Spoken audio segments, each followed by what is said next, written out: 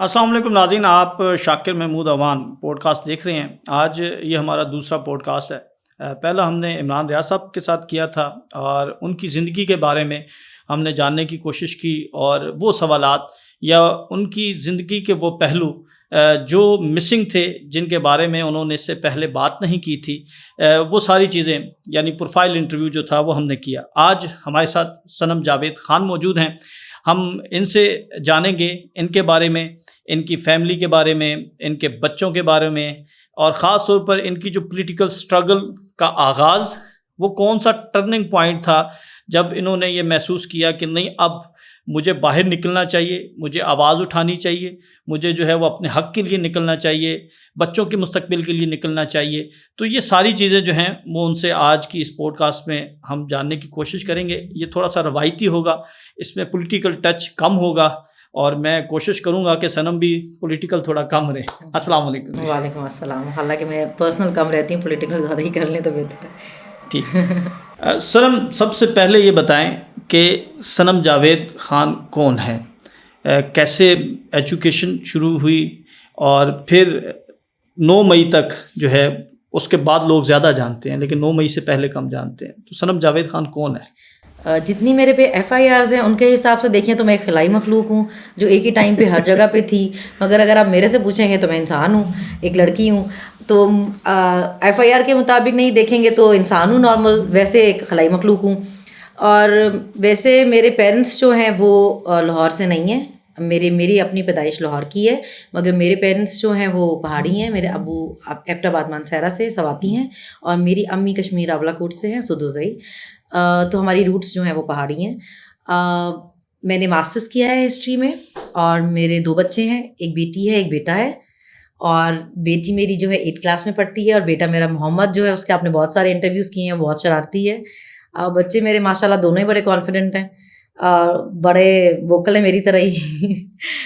باقی عتیق جو میرے ہسبینڈ ہیں وہ ایک لیکچرر ہیں، پڑھاتے ہیں، ACCA کیا انہوں نے خود بھی، اور پڑھاتے بھی وہی ہیں۔ بیچارے میری وجہ سے جیل بھی رہ کے آئے ہیں 7.5 مہینے۔ جو میرے پیرنٹس ہیں اس میں میرے ابو جو ہیں وہ پیپلز پارٹی سپورٹر ہیں، ابھی تک سب کو پتہ ہی ہے، مگر اس سارے ٹائم میں انہوں نے مجھے بہت سپورٹ کیا۔ انہوں نے مجھے کبھی نہیں کہا کہ، حالانکہ اس سے پہلے ہمارے جھگڑے ہوتے تھے، لیکن اس سارے ٹائم میں انہوں نے مجھے کبھی نہیں کہا کہ تمہاری وجہ سے ہم کہاں پھنس گئے ہیں۔ میری امی خان صاحب کی سپورٹر ہیں، باقی میرے بہن بھائی بھی سارے خان صاحب کے ہی سپورٹر۔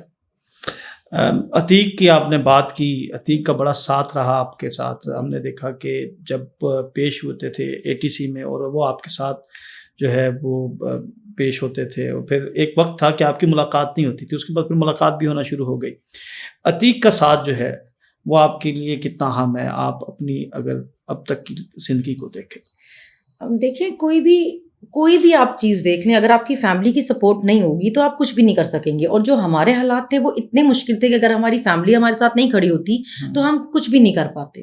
کیونکہ کتنے لوگ، اور ہمارے ساتھ خواتین ایسی تھی جو اس بات پہ روتی تھی کہ جب ہم نے اپنی فیملی سے کانٹیکٹ کیا تو لوگوں نے ہمارے نمبر بلاک کر دیے، یا ہم سے رابطہ بند کر دیا، یا اس طرح۔ تو مجھے اتنی حیرانی ہوتی تھی، میں کہتی تھی کہ میں بہت بلیسڈ ہوں، اللہ نے میرے پہ بہت کرم رکھا ہے یہ کہ میری ساری فیملی میرے ساتھ بہت سپورٹیو رہی، صرف عتیق نہیں، ایون میرے چچا، میری پھپھو، میری خالہ، یہ سب بھی آتے رہے کورٹ میں۔ کیونکہ حالانکہ یہ ہوتا تھا کہ جب جو میرے سے ملنے آتا تھا کورٹ میں، اس کا نام بھی یہ لسٹ میں ڈال دیتے تھے۔ عتیق کا نام اسی طرح ہی گیا نا، کہ وہ میرے پیچھے پیچھے ہر جگہ فالو کر رہا تھا، کیسز عدالتوں میں، تھانوں میں، تو انہوں نے اس کا نام بھی ڈال دیا۔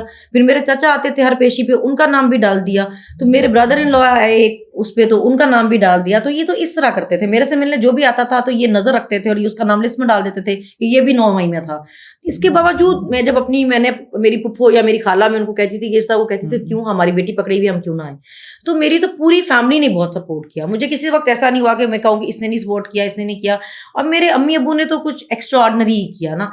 جب میں ان کا دیکھتی ہوں یہ سارا اسٹرگل، تو مجھے اپنا کچھ بھی نہیں نظر آتا، کیونکہ ہم تو پھر ایک اندر بیٹھے تھے نا، وہ ان کا ایک پاؤں کدھر تھا ایک کدھر تھا، وہ ان کا جو صبح شام کی محنت تھی، پھر ہم بچے بھی ہمارے ان کے پاس تھے، ان کو وہ ڈیوٹیز بھی دینی تھی، باہر کورٹ کچہریوں کی، عدالتوں، تھانے، ہر جگہ وہ جاتے تھے۔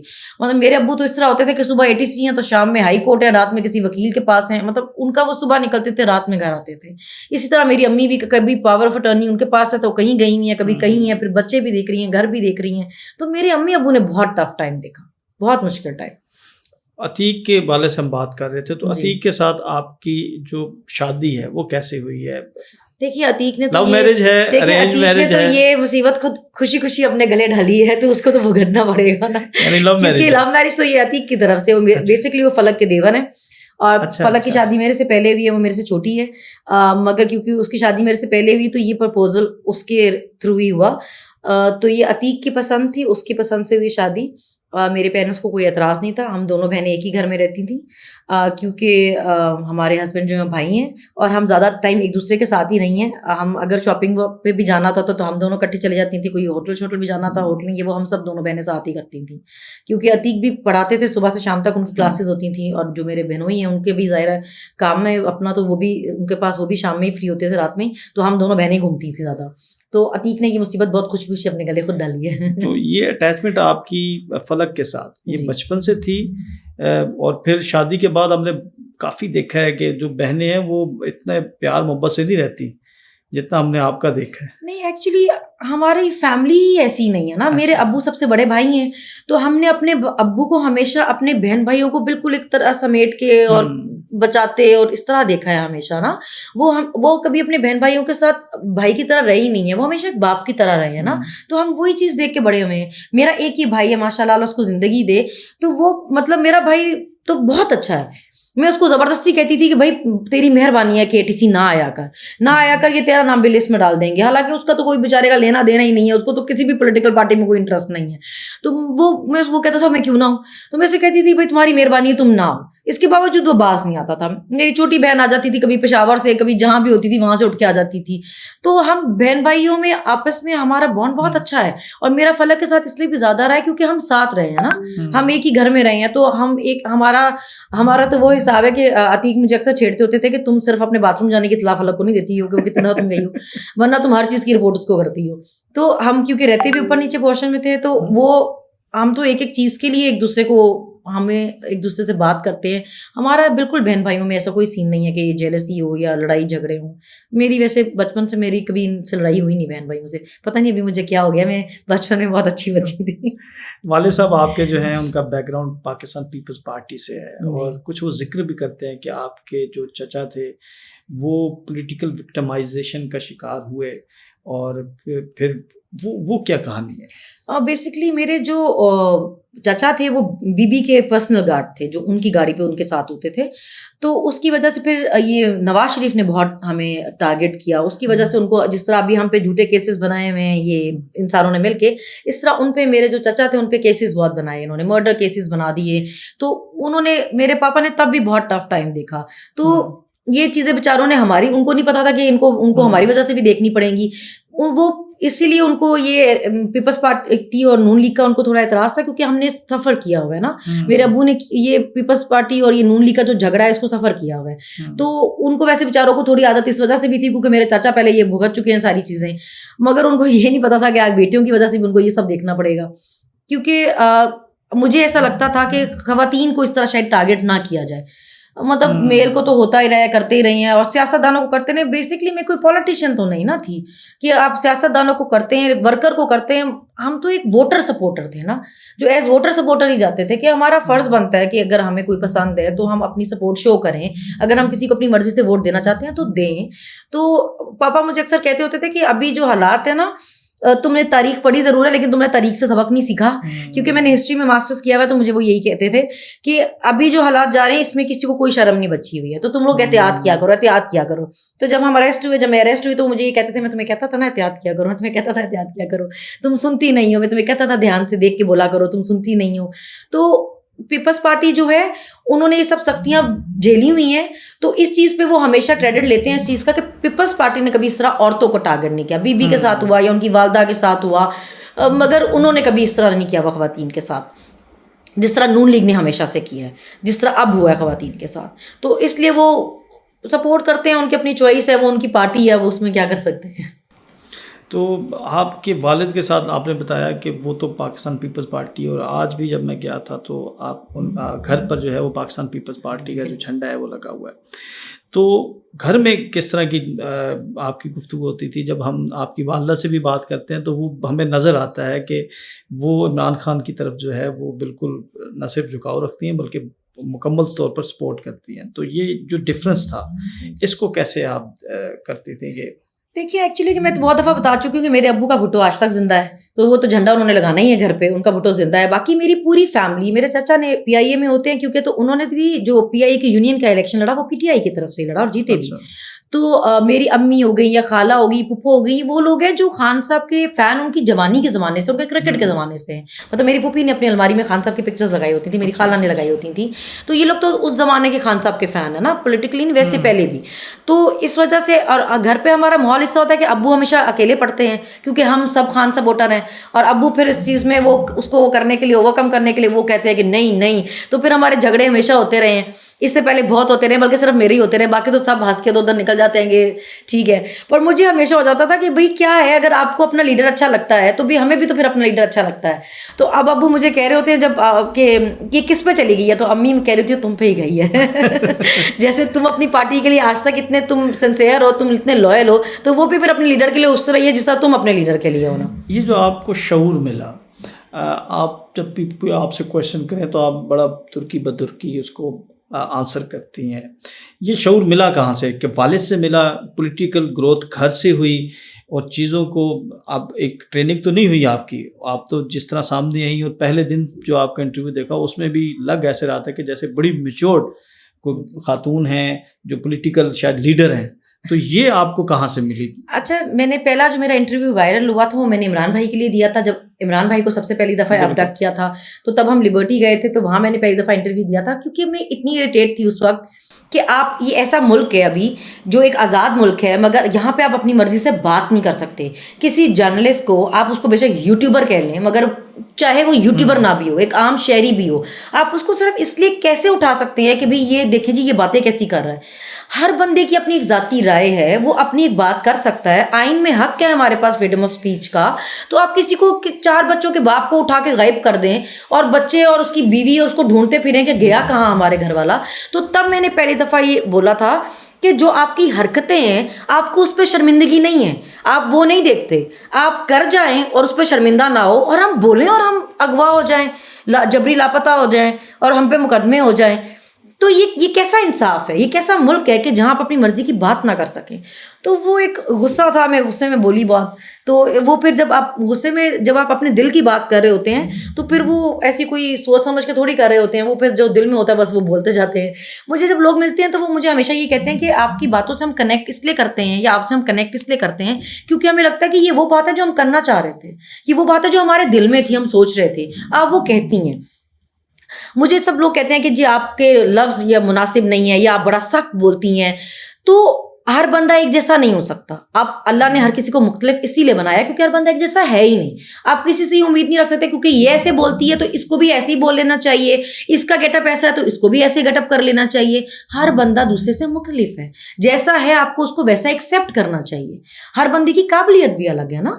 کوئی کس طرح, کوئی کسی کی قابلیت ہے کہ وہ اپنی بات سے لوگوں کو موٹیویٹ کر سکتا ہے, کسی کی قابلیت ہے وہ گھر سے باہر نکل کے لوگوں کو نکال سکتا ہے, کوئی کسی دوسری طرح کا کام کر سکتا ہے. ہر کوئی علیحدہ علیحدہ کام کرے گا, اور خوبصورتی بھی یہی ہے نا. اگر سبھی ایک جیسے ہو جائیں گے تو پھر کس طرح چلے گا.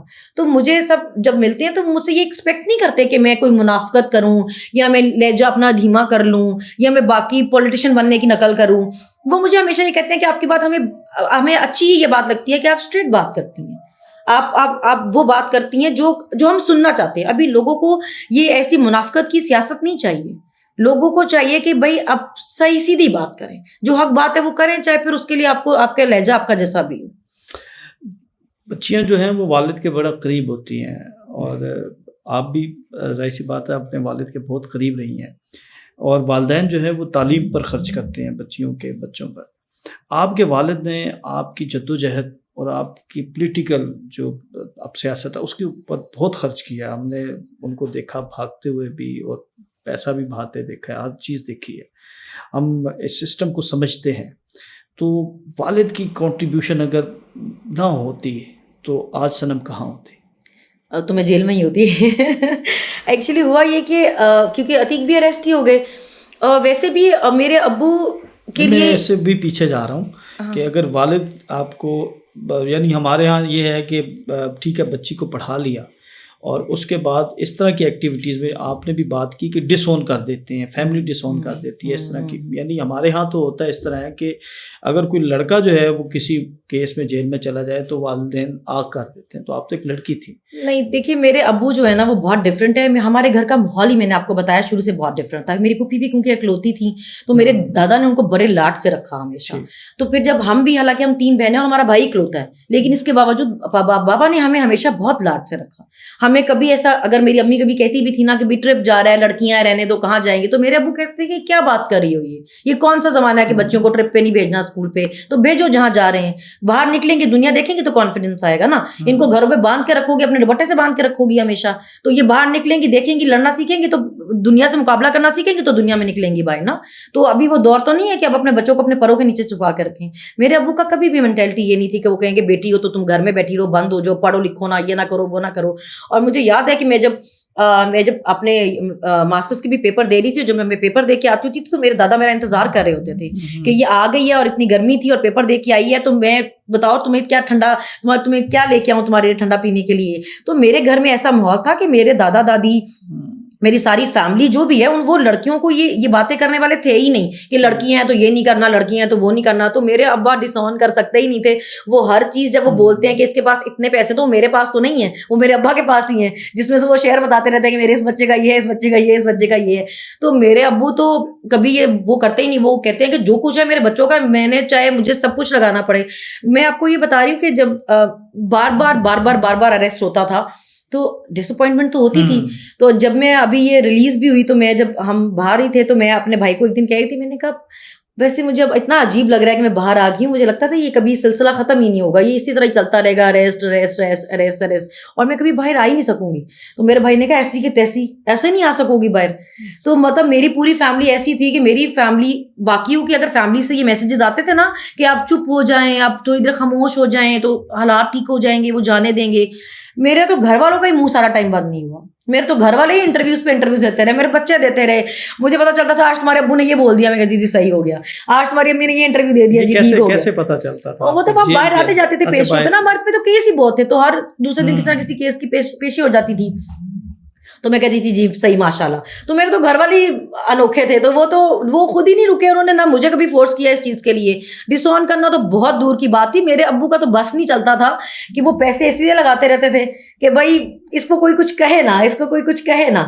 تو مجھے یاد ہے کہ جیل میں ایک ٹائم ایسا ہے کہ کینٹین سے سامان منگانا ہوتا ہے. کچھ چیزیں ایسی ہوتی ہیں جو ہم کینٹین سے منگواتے تھے، تو ایگز وغیرہ وہاں پہ آنا بند ہو گئے. انہوں نے کہا کہ جی وہ جب آتے ہیں وہ ٹوٹ جاتے ہیں، یہ وہ کر کے. تو ہم لوگ صبح ناشتے میں انڈے وغیرہ کھاتے تھے. تو میں نے اپنے ابو کو کہا، میں نے کہا پاپا وہ ہمیں کینٹین سے نا ایگز نہیں آنے دے رہے نا، اور جب آپ سامان بھیجتے ہیں تو وہ اتنا سامان اٹھا کے پھینکتے ہیں کہ چیزیں ٹوٹ جاتی ہیں. تو آپ سوچیں کہ 3 درجن انڈے جو شاید 1000 روپے بھی نہیں تھے، وہ میرے ابو نے بھیجنے کے لیے پتہ نہیں 10,000 روپیہ دیا، اور اس بندے کو بولا کہ یہ صرف صحیح سلامت اندر پہنچا دو کہ یہ انڈے ٹوٹے نا، کہ وہ اس نے ناشتے میں کھانے ہوتے ہیں انڈے. تو مطلب میرے ابو لوگ تو اس طرح کرتے رہے ہیں. اب مطلب لوگ بات کرتے ہیں ٹیکس دیا، جگہ ٹیکس جی وہی، مطلب اندر ایک انڈے صحیح سلامت پہنچانے کے لیے کہا کہ یہ، اور وہ پھر اس طرح دیکھیں ہوا کہ وہ انڈے جب آئے تو وہ جو ویمن سیکشن جو ہے وہاں پہ مرد الاؤ نہیں ہوتے آنا نا. ایک خاص اس تک آ سکتے ہیں، اس سے آگے نہیں آ سکتے، اس تک وہ میٹرنز ہی جاتی ہیں. تو وہ لیڈی وارڈن کو کہے کہ نہیں آپ دروازے کے اس طرف سے مجھے ان کی آواز سنوا دیں کہ یہ ان کو ڈلیور ہو گیا، جی انڈے ان کو ڈلیور ہو گئے ہیں. یعنی اس معاملے میں ایماندار ہے. ہاں پیسے لے کے وہ اتنا اچھا انہوں نے کام کر دیا کہ جی یہ آپ مجھے ثبوت دے دیں کہ ان کو صحیح سلامت پہنچ گئے ہیں. تو ہمیں جو وہاں کی سپرنٹینڈنٹ تھی وہ چھیڑتی ہوتی تھی، وہ کہتی تھی تم لوگوں نے آ کے پوری جیل کی عادت خراب کر دی ہے، تم لوگ اتنے پیسے دیتے ہو ساروں کو کہ تمہارے گھر والوں نے بیڑا غرق کر دیا پوری جیل کا. تو ہمارے گھر والے جو لوگ کہتے جی آپ کو سہولتیں ملی ہوئی تھی، ہمیں جیل والوں نے کوئی سہولتیں نہیں دی ہوئی تھی. ہمارے گھر والے پوری کوشش کرتے تھے کہ کسی بھی طرح جو ہے نا ان کو جو بیسک ضرورت کا سامان ہے نا وہ پہنچ جائے. مطلب یہ انڈے جو ہیں یہ بھی اگر آپ کہیں کہ کوئی بہت سہولیات تھی تو وہ بھی یہ 10,000 روپے دے کے پہنچانے پڑتے تھے. سسٹم کے لوپ ہولز کا آپ نے بھرپور فائدہ اٹھایا. ہاں بھائی دیکھیں ہم نے جیل میں بڑی چیزیں سیکھی ہیں. مطلب وہاں پہ ہم مشقتی وغیرہ رکھ سکتے تھے، لیکن ابھی دیکھیں آپ کو پھر چیزیں ٹھیک کرنی چاہیے نا. ابھی ہم وہاں پہ کینٹین پہ چیزیں اپنا پیسے لکھواتے تھے، تو جو ہمارے کام کر رہی ہوتی تھی وہ کہتی تھی ہمیں کیش چاہیے، تو ہم کہتے تھے کیش الاؤ ہی نہیں، آپ کو کہاں سے دیں. تو پھر آپ کو چیزیں مینج کرنی پڑتی ہے نا, کہ جب سسٹم ہی سارا ویسا چل رہا ہو تو اب ہمیں تو بیسک چیز کے لیے بھی وہاں پہ پیسے دینے پڑتے تھے, سہولیاتوں میں کیا ہی ملنی تھی. تو ویسے تو علاوہ جو منڈے کے منڈے ہمارے گھر سے سامان آتا ہے اس میں آپ کچھ بھی گھر والے آپ کے بھیج سکتے ہیں, کچھ بھی, سب کھانا پینا الاؤ ہوتا ہے, آپ کے گھر والے جو افورڈ کر سکتے ہیں وہ بھیج سکتے ہیں. آپ کو خاص ٹریٹ کیا جاتا تھا نا, چیزیں آپ کو نہ ملیں, جو جتنے بھی طریقے انصاف کی خواتین. نہیں ایسا نہیں ہوتا, جیل میں ایسا نہیں ہوتا کہ کسی کو کچھ ملے نا. جن کے پاس بھی پیسے ہیں, اگر وہ دوسری عام خواتین بھی ہیں, اگر وہ پولیٹیکل پریزنر نہیں بھی ہیں, تو وہ اگر ان کے پاس پیسے ہیں تو وہ کچھ بھی منگوا سکتی ہیں. اور ہمارا تو کچھ سامان نہیں آتا تھا, جو ان عورتوں کا سامان آتا ہوتا تھا. 6 بیگ آتے تھے ان کے ہر منڈے کے منڈے, اتنے سامان پڑے ہوتے تھے. وہ ہم عید والے دن آپ کو بتائیں, ہم اٹھے تو ہم عید تھی پہلی جب ہماری عید تھی, تو ہم ایسے نکلے, منہ بھی نہیں دھوئے ہوئے تھے کسی نے. جب ہم اپنے اس میں چکیوں میں سے باہر نکلے, ہم نے کہا کہ ہم کدھر آ گئے ہیں, مطلب یہ جیل ہی ہے. مطلب خواتین وہاں پہ آپ کی سوچ ہے جیسی تیاری سے گھوم رہی تھیں, مطلب مہندیاں یہاں تک, اور چوڑیاں, اور ہائی ہیلز, اور فراکس, اور غرارے, اور لہنگے. اور ہم کہہ رہے تھے صحیح ہے یہ جیل ہے. مطلب لوگوں کو ہمارے ایک لپسٹک سے اعتراض ہے, بھائی جیل میں آپ تیاریاں دیکھیں. تیاریاں تو اس لیے تھیں نا کہ وہاں پر تو مریم نواز جو ہیں وہ اس جیل وزٹ کر رہی تھی, تو وہ ذرا تھوڑی سی. مریم نواز کے علاوہ بھی جو لاہور جیل ہے نا, وہاں پہ اس کو انہوں نے بہت فینسی رکھا ہوا ہے خواتین والے سیکشن کو, کیونکہ وہاں پہ وزٹس ہوتے رہتے ہیں. مریم کے علاوہ بھی وہاں پہ اور لوگ بھی آتے رہتے ہیں نا, تو وہاں پہ انہوں نے وہ پارلر بھی ہے, وہ تو ایسے ہر جیل میں ہوتا ہے ٹیفٹا والوں کی طرف سے نا, وہ لوگوں کو ٹریننگ دیتے ہیں جو خواتین ہیں وہاں پہ ان کو نا, کہ وہ ہیئر اسٹائلنگ اور میک اپ یہ سب سیکھ لے تاکہ وہ باہر جا کے کوئی صحیح کام کر سکیں جرم کرنے کے بجائے نا. اس کے علاوہ سلائی اسکول ہوتا ہے جہاں وہ کڑھائی سکھاتے ہیں, اسٹچنگ سکھاتے ہیں, تو یہ کام بھی کرواتے ہیں. خواتین وہاں پہ اینکلٹس وغیرہ بناتی ہیں, کی چینز بناتی ہیں, پین بناتی ہیں, اور پھر وہ بیچ کے ان کو پیسے میں مل جاتے ہیں. تو یہ کام وہ کرتے ہیں, جیل میں ہوتے ہیں. یہ کوئی ایسی چیز نہیں تھی کہ ہمارے لیے اسپیشل ہوا. جیل میں وہ ایسے نہیں رکھتے کہ وہ کہیں کہ آپ زندہ درگور کر دیا آپ کو. اور ہمارے ساتھ شروع میں بہت سختیاں ہوئی جو باقی خواتین کے ساتھ نہیں ہوتی تھی. بیسکلی ہم نے فائدہ اٹھایا باقی خواتین والا. سختیاں کیا ہوتی تھی؟ دیکھیے جیسے ہمارے پاس ایئر کولر نہیں تھا, تو ہم نے ان کو کہا کہ اگر یہ باقی خواتین کے پاس کولر ہے تو پھر ہمیں کیوں نہیں دیا ہوا آپ نے. مطلب ہم نے ایسا کون سا گناہ کیا کہ ہم ایک پنکھے میں, اور یہ ان کے پاس کولر ہے نا بیرکس میں, پھر ان کے پاس LCDs تھی, ان کے پاس ٹی وی تھا, مطلب وہ اس پہ اسپیکر بھی انہوں نے لگا کے دیے ہوئے تھے جس پہ وہ سب کچھ دیکھتی تھی. تو ہم نے ان کو کہا کہ ان کو بھی تو ٹی وی ملا نا, اگر ان کو ملا تو ہمیں کیوں نہیں ملا ہوا. تو ہم تو بلکہ ان کی وجہ سے بینیفٹ لیتے تھے کہ اگر ان کو سب کچھ ملا ہوا تو پھر ہمیں بھی دے دو, ہم نے ایسا کیا گناہ کیا ہے. پھر ان کو PCO کی سہولت ملی ہوئی تھی, وہ ہفتے میں 3 دفعہ اپنے گھر کال کر سکتی تھی. وہ انہوں نے ہمیں نہیں دیا, وہ انہوں نے ہمیں اینڈ تک نہیں دیا. انہوں نے کہا کہ بھائی دہشت گردوں کو فون کی سہولت نہیں ہے. تو لیکن ہم تو خود ان کی اس سے ریفرنس سے مانگتے ہوتے تھے چیزیں کہ بھائی ان کو یہ الاؤ کیا ہوا ہے, ہمیں بھی کر دو. شروع میں تو ہمیں وہ کھولتے ہی نہیں تھے, چکیوں میں سارا ٹائم بند رکھتے تھے نا. تو ہم ان کو ریکویسٹ کرتے تھے کہ یہ سب اگر باہر پھر رہی ہیں, صبح یہ 6 بجے کھل جاتی ہیں, تو پھر ہمیں آپ کیوں نہیں کھولتے, ہمیں بھی پھر آپ باہر نکل کے بیٹھنے دینا. اچھا صنم, چکی یہ ہوتی کیسی ہے؟ کیا اس طرح کی ہے جس طرح مریم نواز جب وزٹ کیا انہوں نے, اور ہم نے ویڈیوز دیکھی کہ انہوں نے قید کے دن جو جیل میں گزارے تھے, کیا اس طرح کا کمرہ ہوتا ہے, بیرک ہوتی ہے؟ کیونکہ وہ جو کمرہ تھا اس میں تو ہم نے کوئی سلاخیں نہیں دیکھی تھی, اور آپ کا جو روم تھا یا حوالات تھی, بیرک تھی, چکی تھی, یہ اس میں کیا ڈفرینس ہوتا ہے؟ اور آپ سارا دن اکیلی اس میں تھی یا آپ کے ساتھ اور بھی جس طرح ڈاکٹر یاسمین راشد, عالیہ حمزہ وغیرہ؟ بیرکس ایکچولی یہ ہوتا ہے کہ بیرک میں تو کافی ساری خواتین اکٹھی ہوتی ہیں نا, تو ان کا پھر یہ ہوتا ہے کہ وہ اکٹھی ایک دوسرے کے ساتھ گپ شپ بھی, وہ گیمز بھی کھیلتی ہیں, لوڈو بھی کھیلتی تھی, کارڈز بھی کھیلتی تھیں, اور وہ پھر ان کا ٹائم بھی صحیح پاس ہو جاتا ہے. ہمیں انہوں نے چکیوں میں رکھا ہوا تھا, اور انہوں نے ہمیں موت کی چکیوں میں رکھا تھا. انہوں نے ہم کو یہ اپنی طرف سے سزا دینے کی کوشش کر کے موت کی چکیوں میں رکھا تھا, جو ٹائل والی تو بالکل بھی نہیں تھی. ایون ان کی یہ حالت تھی کہ ایک دن عالیہ وہ جو چکی کے اندر ہی وہ چھوٹا سا ایک سائڈ میں جو باتھ روم ہوتا ہے اس کے پاس کھڑی ہوئی تھی, تو جو اوپر چھت کا سیمنٹ تھا وہ نیچے گر گیا, اور اچھا خاصا بڑا پیس گرا. تو ہم نے اس کو کہا شکر ہے کہ تم بچ گئی ہو, کہ تمہارے اوپر نہیں گر گیا. تو مطلب ان چکیوں کی حالت تو ایسی تھی. پھر اس کے بعد یہ وہاں ان چکیوں میں ہم کوئی 10 مہینے رہے ہیں. 10 مہینے انہوں نے ہمیں اس چکیوں میں رکھا ہے, جہاں ہر دوسرے منٹ ایک چھپکلی آ جاتی تھی, اور پھر ہر چکی میں آواز پڑتی تھی سنم سنم, اور میں پھر چھپکلیاں مارنے جاتی تھی. تو چھپکلیاں بھی مارتی رہی. ہاں ایکچولی یہ مسئلہ ہے کہ مجھے آپ ان چیزوں سے اس لیے بھی نہیں ڈرا سکتے کیونکہ مجھے ان چیزوں سے ڈر نہیں لگتا. یہ چھپکلیاں چوہے اور یہ وہ سب کر کے مجھے نہیں ان چیزوں سے ڈر لگتا. کون سا چھپکلی سے ڈرتا کون تھا؟ سب خواتین. میں تو شاک ہو جاتی تھی کہ مطلب یہ وائرل ہوگا اگر. ہاں عالیہ حمزہ ڈرتی تھی. ہاں عالیہ تو آپ امیجن کریں, عالیہ تو بلی سے ڈرتی ہے. اب جب छिपकली कोई आ जाती थी ना तो इतनी चीखें लगती थी, तो मैं जाके मैंने एक दिन का मैंने कहा खुदा का खौफ करो, तुम लोगों की चीखें सुन के तो वो छिपकली को हार्ट अटैक हो गया होगा, वो बेचारी मर गई होगी चीखों से कि पता नहीं क्या हो गया है। तो एक दिन तो बिल्ली आ गई और ये आयशा और आलिया और ये सब लोग चरपाइयों पर चढ़ गए इस तरह करके, वो एक दूसरे को देख रहे कि तुम भगाओ बिल्ली, तो आप छिपकली की तो क्या बात करते हैं। तो मतलब जिन खवातीन पे आपने 10-10 12-12 दहशत गर्दियों के पर्चे किए हैं, वो बेचारी बिल्लियों से भी डरती थी। तो ऐसा होता था मुझे, तो हम लोग इस तरह एक दूसरे के साथ करते थे कि हम एक चक्की में हम 5-5 6-6 लोग होते थे एक टाइम पे ना, वो होती छोटी सी थी और वो इस तरह होता था चरपाई के ऊपर चरपाई जिस तरह होता है ना इस तरह करके, तो उन्होंने 3 चरपाइयाँ रखी होती थी और ऊपर चरपाई, मतलब 6 लोग एक उसमें थे। आपकी चक्की में कौन कौन सी खवातीन थी? हाँ, मेरी चक्की में मैं एक्चुअली मेरे साथ ये सीन होता रहा क्योंकि मेरी बार बार जमानत होती थी और मैं जाती थी, तो जब आती थी कोई और अरेस्ट होके आ गया होता था, तो फिर वो जगह मेरी चेंज होती रही है। मेरी जगह सबसे ज्यादा चेंज हुई है, कभी मैं पहली चक्की में, कभी दूसरी में, कभी तीसरी में, तो मैं चेंज करती रहती थी क्योंकि फिर मेरी जगह कोई और आ जाता था। तो ज़्यादा टाइम में रही हूँ आलिया के साथ, मेरी और आलिया की थी। फिर उसके बाद मैं रही हूँ सुमैया के साथ रही हूँ ज़्यादा टाइम, तो मेरी और तैयबा की, मतलब हम लोग ये सब साथ का ज़्यादातर हम लोग साथ रहे हैं। डॉक्टर साहिबा तो अकेली रहती है अपनी चक्की में क्योंकि उनकी चरपाई और उनकी दूसरी चरपाई जो उसमें उनका वो सारा मेडिकल का सामान पड़ा होता है, जो वो ऑक्सीजन पाइप वगैरह लगा के सोती हैं, उसके बगैर वो सो नहीं सकती ना, तो उनका वो सारा जो सामान है वो पड़ा होता है, उनकी सारी मेडिसिन पड़ी होती हैं। और फिर उनको क्योंकि बहुत खांसी होती है तो वो बेचारी इसलिए भी वो थोड़ी होती हैं कि सब मेरी वजह से सब डिस्टर्ब होते हैं, तो उनको वो हमेशा से वो अलग अकेली रही हैं। वो हम तो फिर भी एक एक चक्की में 5-5 6-6 लोग रहे हैं। डॉक्टर साहबा से हमने जेल में जब मुलाकात की जेल ट्रायल के दौरान, तो उन्होंने एक बात की थी कि मैंने सनम को हमेशा हंसते हुए देखा, मुस्कुराते हुए देखा, पुरइत्माद देखा, और आलिया की भी उन्होंने बात की। सनम जो है वो कभी जज्बाती हुई इस सारे टेन्योर के अंदर जब आप पाबंदे सलासत रही? क्योंकि अभी भी जो आपकी बातें हैं मैं थोड़ा सा जज्बाती हो रहा हूँ, लेकिन आप मुस्कुरा रही हैं, तो इस सारे पूरे मरहले के अंदर कौन सा ऐसा वक्त था जो आपको, सारे आप दूसरों के सामने तो हंस के बात करती हैं, लेकिन जब तन्हाई में कौन सा ऐसा वक्त था जिसमें आपको बड़ी याद आई हो? जैसे ईद का त्यौहार होता है, बच्चों की बर्थडे होती है, वालिदैन के हवाले से, या कोई फैमिली फंक्शन। देखिए, हैं तो हम इंसान ही ना, इमोशंस तो सबके पास हैं, फीलिंग्स हैं, ऐसा तो नहीं है कि फीलिंग लेस है कि रोई ना। मतलब मेरी डॉक्टर साहब इस चीज़ से इरिटेट होती थी क्योंकि खवातीन रोती थी बहुत शुरू में। हम लोगों ने ये चीज़ें देखी तो नहीं हुई थी, आदत तो नहीं थी, पता तो नहीं था ये सब होने वाला है, और बहुत सारे उनके छोटे बच्चे थे तो वो अपने बच्चों को याद करके रोती भी थी। तो फिर डॉक्टर साहब को होता था कि मतलब ये तो नहीं रोती कभी, ये तो हर वक्त देखो तो इसके तो ये दाग निकलते रहते हैं।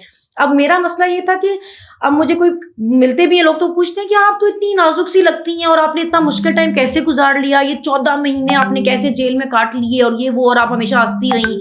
तो मसला ये कि हर बंदे की एक नेचर भी होती है ना, मैं बाय नेचर ऐसी हूँ। अगर आप मुझे किसी चीज़ के लिए मना करेंगे या आप मुझे किसी चीज़ के लिए मेरे पे सख्ती करना चाहेंगे कि जी ये आप नहीं कर सकती, तो मेरे तो बाप ने कभी हम पे सख्ती नहीं की ना, मेरे तो बाप ने कभी हमें फोर्स नहीं किया करने के लिए कि ये तुमने ये नहीं पढ़ना, ये नहीं पढ़ना, ये ऐसे नहीं करना, ये वैसे नहीं करना। मेरे तो अब्बू ने कभी हमारी शादियों में कई बार भी ये नहीं कहा कि जी यहाँ ही शादियाँ करनी है। उन्होंने हमेशा पहले हमसे पूछा कि भाई ये प्रपोजल है, आप लोगों को इतराज़ तो नहीं है। तो ये चीज़ें मैंने देखी नहीं हुई थी ना। तो मुझे आप जितना भी आप कहें कि मैं नाजुक लगूं यही लगूंगा, फिर अगर आपकी सेल्फ रिस्पेक्ट की बात हो तो फिर मैं पहले खान हूँ। तो मेरा मियाँ मतलब अतीक हमेशा मुझे कहता होता है कि बेगम तुम जो है ना पठानी हो पूरी, मतलब तुम अड़ जाती हो किसी चीज़ पे तो अड़ जाती हो। तो फिर अगर सेल्फ रिस्पेक्ट पे बात है ना, फिर जिद पे अगर बात है तो मैं खान हूँ पहले। तो मुझे हमेशा ये होता था कि हम यहाँ पे रह रहे हैं तो हम अपनी वजह से रह रहे हैं, क्योंकि हम किसी के मुलाजिम नहीं है कि हम किसी के ऑर्डर पे चलेंगे, हम किसी की डिक्टेशन नहीं लेंगे। डिक्टेशन मैंने जिंदगी में किसी की नहीं ली, तो डिक्टेशन मैं नहीं ले सकती हूँ। मैंने कभी जॉब नहीं की इसीलिए कि भाई मेरे से डिक्टेशन नहीं ली जाती, मैं किसी के कहने पे काम नहीं कर सकती। अगर आप मुझे, बल्कि बड़ी हैरत हुई एक दिन, अतीक मुझे कहने लगे कि नहीं ये अपने किसी दोस्त से बात करते, हम सब फैमिलीज बैठी हुई थी, तो कहने लगे नहीं ये ना मुझे इसकी नेचर का पता चल गया है, अगर आपने इसको कोई काम करवाना है ना तो आप इसको इस तरह कह दो कि बेगम ये कर दोगी तो फिर ये कर देगी, अगर आपने इसको कहा ना कि जाओ ये कर दो तो फिर नहीं होने लगा वो काम। तो वो नेचर ही इस तरह की है मेरी, तो मुझे इसलिए इरिटेशन होती थी। और दूसरा फिर बहुत दफा ऐसे होता था, जैसे एक बार मुझे पता चला मेरी अम्मी 80 से बेहोश हो गई, उनका बीपी इतना शूट कर गया कि वो बेहोश हो गई। तो फिर आपको हमारे पास कोई पीसीओ की सहूलत भी नहीं थी ना, तो जब तक हमारी नेक्स्ट हियरिंग नहीं आनी तब तक हम बाउंड है, हमें कुछ पता नहीं चलेगा। जैसे टीवी पे कोई खबर आ जाती थी कि किसी का बच्चा किडनैप हो गया, तो मैं सोचती थी पता नहीं मेरा मोहम्मद क्या कर रहा होगा, पता नहीं कहाँ पे होगा, क्योंकि जाहिर है वो छोटा है। फिर एक दिन मैंने ख्वाब में देखा कि मेरा मोहम्मद बहुत रो रहा था, तो मैं घबरा के रात में उठी। मैंने कहा पता नहीं मेरा दिल इतना घबराया कि मतलब पता नहीं क्या बात हुई होगी, क्या हुआ होगा, कुछ हुआ ना हो। تو جب وہ میرے سے ملنے آیا تو اس کے گھٹنے پہ کافی چوٹ لگی ہوئی تھی. تو میں نے اس کو کہا کہ یہ کیا ہوا ہے؟ تو ماما کہنے لگی کہ یہ نا گر گیا اور اس کو چوٹ لگی اور یہ بہت رویا. تو اس دن مجھے اتنا ہوا کہ میں نے کہا ماں میں نے نا خواب میں دیکھا کہ جیسے یہ بہت رو رہا تھا نا. تو میں نے وہاں پہ جو لیڈی وارڈنس تھی نا وہ بیچاری اتنی اچھی تھیں, جو ان کا اسٹاف تھا, اس کو میں نے ریکویسٹ کی. میں نے کہا میرا دل نا بہت پریشان ہے, میرا دل بہت گھبرا رہا ہے, میں نے اپنے محمد کے لیے خواب دیکھا ہے, تو آپ پلیز مجھے کسی طرح میرے گھر یہ میسج پہنچا دیں کہ میرا بچہ ٹھیک ہے. تو اس نے مجھے کہا کہ ٹھیک ہے, میں آپ مجھے دیں تو میں آپ کا میسج پوچھ کے لا دوں گی کہ آپ کا بیٹا ٹھیک ہے نہیں ہے. تو پھر اس نے مجھے کہا نہیں آپ کی میری فیملی سے آپ کی فیملی سے بات ہوئی, وہ کہنا آپ کے بچے ٹھیک ہے, آپ پریشان نہ ہو. تو میں نے کہا ٹھیک ہے. تو میرے گھر والے تو مجھے یہ باتیں بتاتے بھی نہیں تھے. جب میری زونی کا بازو بھی فریکچر ہوا تو وہ 6 ویکس نہیں آئی. تو میں امی کو پوچھوں بچے نہیں آ رہے, امی کہ گرمی بہت ہے بیٹا, گرمی بہت ہے, بچوں کو لگتی ہے گرمی بہت ہے. جیل میں سب کو پتا تھا اور مجھے کسی نے نہیں بتایا. پھر میں نے ڈاکٹر صاحبہ کو کب کہا, میں نے کہا ڈاکٹر صاحبہ آپ نے بتایا نہیں مجھے. ڈاکٹر صاحبہ کہتی تو تم نے کیا کر لینا تھا, تم باہر نکل سکتی تھی, تو بچی نے جو تکلیف دیکھی تم بھی تکلیف میں آ جاتی. تو اس نے نہیں بتایا. پھر ہم نے تو بڑے مشکل ٹائم بھی دیکھے ہم نے, لیکن ہم لوگوں کو رو کے نہیں دکھا سکتے تھے, اس لیے کیونکہ بہت لوگوں کی امیدیں جڑی تھی ہم سے. جب ہم باہر جاتے تھے تو بہت لوگ کہتے تھے کہ جو آپ ہمت دکھا رہے ہیں نا اس سے بہت لوگوں کو ہمت ملتی ہے. جب آپ اس طرح ہنستے ہوئے آتے ہیں نا تو ہماری ہمت بن جاتی ہے. ہمیں لگتا ہے کہ اگر آپ لوگ برداشت کر سکتی ہیں تو ہم بھی برداشت کر سکتے ہیں. تو ہم پہ بہت ذمہ داری تھی. ہم صرف اپنے مسئلے یا اپنے بچے یا اپنی فیملی نہیں دیکھ سکتے تھے, بہت لوگ ہماری طرف دیکھ رہے تھے. خان ہماری طرف دیکھ رہا تھا, وہ بار بار ہمارے بارے میں پوچھتا تھا کہ میری خواتین کیسی ہیں, میری خواتین کیسی ہیں. اور وہ کہتا تھا ہمیشہ, وہ کہتے رہے ہیں ہمیشہ کہ میری تو خواتین کا ہی مقابلہ نہیں کر سکتے. تو جب وہ ہمارے لیے اتنی مشکلات کاٹ رہا تھا, ہم اسے کیسے جھوٹا پڑنے دیتے. تو ہمارے پہ بڑی ذمہ داری تھی. نہ ہم اپنے لیڈر کو مایوس کر سکتے تھے, نہ ہم لوگوں کو مایوس کر سکتے تھے, اور نہ اپنی فیملی کو کر سکتے تھے. میری فیملی دیکھے کتنی مجبور تھی کہ وہ آپ کو جیسے آپ وٹنس آپ نے کیا ہوا ہے کہ وہ کتنا پیسہ لگاتے تھے بیچارے, وہ کتنی خواری کاٹتے تھے, وہ بیچاری سے زیادہ کچھ نہیں کر سکتے تھے. تو میں ان کو کیا رو کے دکھاتی کہ آپ کچھ کیا صحیح نہیں کر رہے جو میں رو کے دکھا رہی ہوں کہ مجھے نکالیں. تو میں ان کو ہمیشہ کہتی تھی ٹھیک ہے آپ جو کر رہے ہیں نا ٹھیک ہے. عمران خان ATC جب پیش ہوئے تو جس عدالت میں آپ پیش ہوتی تھی اسی عدالت میں ان کی حاضری بھی تھی. اس دن آپ کی بیٹی کی ملاقات ہوئی تھی, یہ آپ کے پاس اطلاع پہنچی اور عمران خان نے پوچھا بھی آپ کے بارے میں, تو اس وقت جو ہے وہ کہ یہ اطلاع کس نے دی اور کیا محسوس ہوا کہ کیونکہ آپ کا انٹریکشن عمران خان سے نہیں تھا, اور ایک ورکر کے لیے آپ تو ورکر سے بھی پیچھے تھی, سپورٹر تھی. تو سپورٹر کے لیے کتنا ہوتا ہے کہ جس لیڈر کے لیے آپ اتنے عرصے سے جو ہے وہ قید و بند کی صحبتیں برداشت کر رہی ہیں, اور اس لیڈر نے آپ کا پوچھا, انہوں نے ذکر کیا, انہوں نے اپنی سپیچز میں, اور اس کو آپ کو رول ماڈل کے طرح جو ہے وہ پیش کر رہے تھے. تو یہ کیسا تھا آپ کے؟ جب میری امی نے مجھے بتایا نا کہ یہ اس طرح ملی ہے اس سے, اور خان نے کہا کہ آپ صنم کی فکر نہ کریے گا, میں نے نیئر صاحب کو کہا ہے کہ وہ صنم کا کیس دیکھیں گے اور صنم کو کہیے گا وہ بہت بہادر ہے. تو میں صرف ایک ہی بات پہ اسٹک تھی, میں نے امی سے ایک ہی بات پوچھی اپنی, ماما انہوں نے صنم بولا, مطلب انہوں نے میرا نام لیا, ان کو میرا نام پتا تھا. ماما نے کہا لو ہاں تمہارا نام پتا تھا. انہوں نے کہا کہ صنم بہت بہادر ہے. تو پھر جب ہمیں اس کے بعد بھی کوئی لائرز وغیرہ ملتے تھے جو خان سے میٹنگ کر کے آتے تھے, تو وہ بتاتے تھے کہ خان آپ کو بڑا اپریشیٹ کرتے ہیں کہ آپ لوگوں نے بڑی بہادری دکھائی ہے, آپ خواتین نے بڑی بہادری دکھائی ہے, اور وہ اسپیشلی آپ لوگوں کا نام لیتے ہیں.